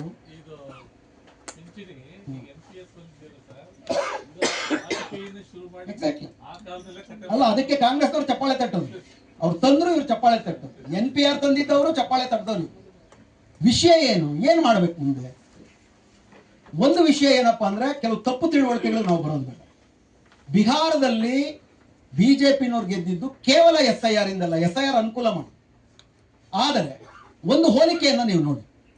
1984ರಲ್ಲಿ ಕಾಂಗ್ರೆಸ್ಗೆ 49% ಅಷ್ಟು ಓಟು, 414 ಸೀಟು. ಈ ದೇಶದಲ್ಲಿ ಯಾರಾದರೂ 4 ಚೌಕಿ ಪಾರ್ ಮಾಡಿದ್ರು ಅಂತಂದ್ರೆ ಬರೀ ಕಾಂಗ್ರೆಸ್. ಇಂದಿರಾ ಗಾಂಧಿ ಕೊಲೆ ಆದ ನಂತರದಲ್ಲಿ ರಾಜೀವ್ ಗಾಂಧಿ ಅಧಿಕಾರಕ್ಕೆ ಬಂದಾಗ 49% ಓಟು, BJPಗೆ ಬರೀ 7% ಓಟು. 84ರಿಂದ 2014ರ ನಡುವೆ SIR ಇರಲಿಲ್ಲ, ಜ್ಞಾನೇಶ್ ಕುಮಾರ್ ಚುನಾವಣಾ ಆಯುಕ್ತನಾಗಿರಲಿಲ್ಲ, ಈ ಅವಧಿನಲ್ಲಿ ಲಿಂಗಡೋ ಇದ್ದ, ಶೇಷನ್ ಇದ್ರು. ಇವುಗಳ ನಡುವೆನೂ ಕೂಡ BJP ಹಂತ ಹಂತವಾಗಿ ತನ್ನ ಮತದಾನದ ಪ್ರಮಾಣವನ್ನ 7ರಿಂದ 14, 24, 28, 36% ಸಾಲಿಡ್ ಆಗಿ ಮಾಡ್ತಾರೆ. ಈ 36% ಅವ್ರಿಗೆ 40% ಆದ್ರೆ ಅವರೇ ಪರ್ಮನೆಂಟ್ ಆಗಿ ಇರ್ತಾರೆ. ಅಂದ್ರೆ ಈ ಚುನಾವಣೆ ಅವೆಲ್ಲ ಮಾಡಬೇಕು ಅಂತಂದ್ರೆ ಸಿಕ್ಕಾಪಟ್ಟೆ ಹಣವೂ ಬೇಕು, ಕಾರ್ಯಕರ್ತರು ಬೇಕು. ಕಾರ್ಯಕರ್ತರನ್ನ RSS ನ ಮೂಲಕ, ಬಜರಂಗ ದಳದ ಮೂಲಕ 365 ದಿವಸ ಇಡೀ ವರ್ಷ ಅವ್ರು ಕೆಲಸ ಮಾಡಿ ತಯಾರು ಮಾಡ್ತಾರೆ, ಚೆನ್ನಾಗೂ ನೋಡ್ಕೋತಾರೆ, ದುಡ್ಡು ಕೊಡ್ತಾರೆ. ಇವ್ರು ಅಧಿಕಾರಕ್ಕೆ ಬಂದ್ರೆ ನಮ್ಮ ಪರವಾಗಿ ಕೆಲಸ ಮಾಡ್ತಾರೆ ಅಂತ ಕಾರ್ಪೊರೇಟ್ನವ್ರು ಹಣನೂ ಕೊಡ್ತಾರೆ. ಅಂದ್ರೆ ಹೆಂಗಾಗೋಗಿದೆ ಅಂತಂದ್ರೆ, ಕಾರ್ಪೊರೇಟ್ ಸಂಸ್ಥೆಗಳು ನಮ್ಮ ಡೆಮಾಕ್ರಸಿಯಿಂದ ಖರೀದಿ ಮಾಡಾಗಿದೆ. ಅವ್ರಿಗೆ ಏನ್ ಬೇಕೋ ಅವ್ರು ಬರ್ತಾರೆ ಅಧಿಕಾರ. ಸೊ ಹೀಗಿರಬೇಕಾದ್ರೆ SIR ಬಂದ ಮೇಲೆ ಕೇಳಬೇಕಾಗಿರುವ ಮೊದಲನೇ ಪ್ರಶ್ನೆ, ಸಂವಿಧಾನ ನಿರೀಕ್ಷಿಸಿದಂತೆ ಚುನಾವಣೆ ಜನರ ಸಾರ್ವಭೌಮತೆಯ ಸಾಧನವಾಗಿದೆ. ಜನ ತನಗಿಷ್ಟ ಬಂದವ್ರನ್ನ ಅಧಿಕಾರಕ್ಕೆ ತರುವುದಕ್ಕೆ, ಬ್ಯಾಡ್ದಿರೋರ್ನ ಕಿತ್ತಾಕುವಂತಹ ಸಾಧನ ಆಗಿದೆಯಾ? ದಿನೇ ದಿನೇ ಆಗ್ತಿರನೇ ಹೋಗ್ತಿತ್ತು. SIR ಆದ್ಮೇಲೆ ಇನ್ನೂ ಜಾಸ್ತಿ ಆಗಿದೆ. ಈಗೇನ್ ಮಾಡ್ಬೇಕಾಗಾದ್ರೆ ಮತ್ತೊಂದು ಸ್ವಾತಂತ್ರ್ಯ ಹೋರಾಟವನ್ನು ನಾವು ಪಕ್ಷ ಕಟ್ತೀವಿ, ನಿಂತುಬಿಟ್ಟು ಗೆದ್ದು ಬರ್ತೀವಿ. ಗೆದ್ದು ಬಂದವರು ಯಾರು ಕೂಡ ಒಬ್ರಿಬ್ರು ಒಳ್ಳೆಯವರು ಇರ್ತಾರೆ, ಒಳ್ಳೆಯವರು ಇರಲ್ಲ ಅಂತಲ್ಲ. ಇಡೀ ನಿಮ್ಗೆ 500 ನೀವು ನೋಡಿರ್ಬೋದು, ಪ್ರತಿ ವರ್ಷ ಅಸೋಸಿಯೇಷನ್ ಫಾರ್ ಡೆಮಾಕ್ರೆಟಿಕ್ ರೈಟ್ಸ್ ಅಂತ ಒಂದು ಸಂಸ್ಥೆ ಇದೆ, ADR. ಶಾಸಕರು, ಸಂಸದರು ಕೋಟ್ಯಾಧೀಶರೆಷ್ಟು, ಕ್ರಿಮಿನಲ್ಗಳೆಷ್ಟು ಅಂತ ಪಟ್ಟಿ ತರ. 543 ಜನರಲ್ಲಿ 543 ಜನರು ಕೋಟ್ಯಾಧಿಪತಿಗಳು. ಒಟ್ಟಾರೆ ನಮ್ಮ ದೇಶದಲ್ಲಿ ನಂಬರ್ 1 ಕೋಟ್ಯಾಧಿಪತಿ ಯಾರು ಶಾಸಕರಲ್ಲಿ? ನಾವು ಹೆಮ್ಮೆ ಪಡಬೇಕು, ನಮ್ಮ ಕರ್ನಾಟಕದ ಡಿ ಕೆ ಶಿವಕುಮಾರ್. ಅವ್ರನ್ನ ಬಿಟ್ರೆ ನಂಬರ್ 3 ಯಾರು? ಅವರು ಬೆಂಗಳೂರಿನವರು, ಖುಷಿ ಬೀಳಬೇಕು. ನಮ್ಮ ವಿಜಯನಗರದ MLAಗಳು, ಪುತ್ರ, ತಂದೆ ಮತ್ತು ಮಗ, ಇದರಲ್ಲಿ ಅವರ ಹೆಸರೇನು? ಪ್ರಿಯಕೃಷ್ಣ, ಕೃಷ್ಣಪ್ಪ ಮತ್ತು ಪ್ರಿಯಕೃಷ್ಣ. ಸಾಲು ಸಾಲು ಕೋಟ್ಯಾಧಿಪತಿಗಳು. ಇವ್ರಿಗೆಲ್ಲ ಘೋಷಿತ ಆಸ್ತಿ 1200 ಕೋಟಿ ಅಂದ್ರೆ ಅಘೋಷಿತ ಎಷ್ಟಿರುತ್ತೆ ಲೆಕ್ಕ. ಅಘೋಷಿತ ಆಸ್ತಿಗಳು ಹೆಂಗ್ ಬರುತ್ತೆ ಇವ್ರಿಗೆ? ಪ್ರಿಂಟ್ ಮಾಡ್ತಾರ? ಅಪಾರವಾದ ಭ್ರಷ್ಟಾಚಾರ, ಅನಗತ್ಯವಾದಂತ ವೆಚ್ಚ, ಅದರ ಮೂಲಕ ಬರೋ ದುಡ್ಡು. ಬುಲೆಟ್ ಟ್ರೈನ್ ಮಾಡೋ ಮೋದಿನೂ ಒಂದೇ, ಟನಲ್ ರೋಡ್ ಮಾಡೋ ಡಿ ಕೆ ಶಿವಕುಮಾರ್ ಕೂಡ ಒಂದೇ. ಇದು ನಮ್ಮ ದೇಶದ ಚುನಾವಣಾ ವ್ಯವಸ್ಥೆ. ಇದನ್ನ ಸಂಪೂರ್ಣವಾಗಿ ಜನರ ಕೈಗೆ ಅಧಿಕಾರ ಬರುವಂತಹ ಮತ್ತೊಂದು ದೊಡ್ಡ ಸ್ವಾತಂತ್ರ್ಯ ಹೋರಾಟದ ಅಗತ್ಯವಿದೆ. ಒಂದು, ಅದು ದೀರ್ಘಕಾಲ. ತಕ್ಷಣಕ್ಕೆ ವಿರೋಧ ಪಕ್ಷಗಳಾದ್ರೂ ಏನ್ ಮಾಡ್ಬೇಕು? ನೀವು ಸೋಲ್ತೀರಾ ಅಂತ ಗೊತ್ತ ಮೇಲೆ ಯಾಕೆ ಹೋಗ್ತಿರೋದಕ್ಕೆ? ಅಂಪೈರ್ ನಿಮ್ಮವನಲ್ಲ. ನೀವು ಔಟ್ ಆದ್ರೆ ನೀವು ಔಟ್ ಆಗ್ಲಿಲ್ಲ ಅಂದ್ರೂ ಔಟ್ ಅಂತಾನೆ, ಅವ್ರು ಔಟ್ ಆದ್ರೂ ಔಟ್ ಕೊಡೋದಿಲ್ಲ. ಬಿಹಾರದಲ್ಲಿ ತುಂಬಾ ಸ್ಪಷ್ಟ ಇತ್ತು. ಅಸಾಧಾರಣವಾದಂತ ಸಂದರ್ಭದಲ್ಲಿ ನಾವು ಬದುಕ್ತೀವಿ. ಅಸಾಧಾರಣವಾದಂತ ಸಂದರ್ಭದಲ್ಲಿ ಅಸಾಧಾರಣವಾದಂತ ಪರಿಹಾರಗಳು ಬೇಕು. ಕನಿಷ್ಠ ಪಕ್ಷ ಎಲ್ಲಿಯ ತನಕ SIR ನ ನೀವು ಮಾನದಂಡವಾಗಿ ಇಟ್ಕೋತಾರೋ ಅಲ್ಲಿಯ ತನಕ ನಾವು ಚುನಾವಣೆಯಲ್ಲಿ ಭಾಗವಹಿಸೋದಿಲ್ಲ. ವಿರೋಧ ಪಕ್ಷಗಳು ಒಮ್ಮತದಿಂದ ಈ ತೀರ್ಮಾನಕ್ಕೆ ಬಂದರೆ ಕನಿಷ್ಠ ಪಕ್ಷ SIR ನ ಪುನರಾವಲೋಕನ ಆದ್ರೂ ನಡೆಯುತ್ತೆ. ಉದಾಹರಣೆಗೆ ಸುಪ್ರೀಂ ಕೋರ್ಟ್ ಅಲ್ಲಿ SIR ನಡೀತಾ ಇದೆ, ಚರ್ಚೆ ನಡೀತಿದೆ. ಅದರ ಕಾನ್ಸ್ಟಿಟ್ಯೂಷನಾಲಿಟಿ ಬಗ್ಗೆ, ಚುನಾವಣಾ ಆಯೋಗಕ್ಕೆ ಈ ಅಧಿಕಾರ ಇದೆಯಾ ಅನ್ನೋ ಪ್ರಶ್ನೆ ಬಗ್ಗೆ ಸಾಂವಿಧಾನಿಕ ಚರ್ಚೆ ನಡೀತಿದೆ. ಅದು ಕೂಡ ಸರಿದಾರಿನಲ್ಲಿ ಬರಬೇಕಂದ್ರೆ ಇಂಥ ಬಿಕ್ಕಟ್ಟು ಸೃಷ್ಟಿ ಮಾಡಬೇಕು ವಿರೋಧ ಪಕ್ಷ. ಕಾಂಗ್ರೆಸ್ ಆಗ್ಲಿ, ವಿರೋಧ ಪಕ್ಷಗಳಾಗ್ಲಿ ಈ ತರಹದ ಒಂದು ತೀರ್ಮಾನಕ್ಕೆ ಬರ್ಬೇಕಂದ್ರೂ ಕೂಡ ನಾವು ಲಕ್ಷ ಜನ ಬೀದಿಗೆ ಬರಬೇಕು. ನಾವು ಲಕ್ಷ ಜನ ಬೀದಿಗೆ ಬರಬೇಕು ಅಂತಂದ್ರೆ ಇದರ ಬಗ್ಗೆ ಸ್ಪಷ್ಟವಾದಂತ ಅರಿವು ಬರಬೇಕು ಅಂತಂದ್ರೆ ಈ ತರದ ಲಕ್ಷ ವರ್ಕ್ಶಾಪ್ಗಳಾಗಬೇಕು. ಈ ತರದ ವರ್ಕ್ಶಾಪ್ಗಳಾಗಬೇಕು ಅಂತಂದ್ರೆ ಸಾವಿರಾರು ಜನ ಭಾಷಣಕಾರರಾಗಬೇಕು. ಈ ವಿಷಯ ತಾವೆಲ್ಲರೂ ಆ ನಿಟ್ಟಿನಲ್ಲಿ ಈ ಅರಿವನ್ನು ಗಲ್ಲಿಗೆ, ಹಳ್ಳಿಗೆ, ಮೊಹಲ್ಲಾಗಳಿಗೆ ಮುಟ್ಟಿಸುವ ಜವಾಬ್ದಾರಿಯನ್ನ ಹೊರ್ತೀರಾ ಅಂತ ಹೇಳಿ ಈ ಮಾತನಾಡಿ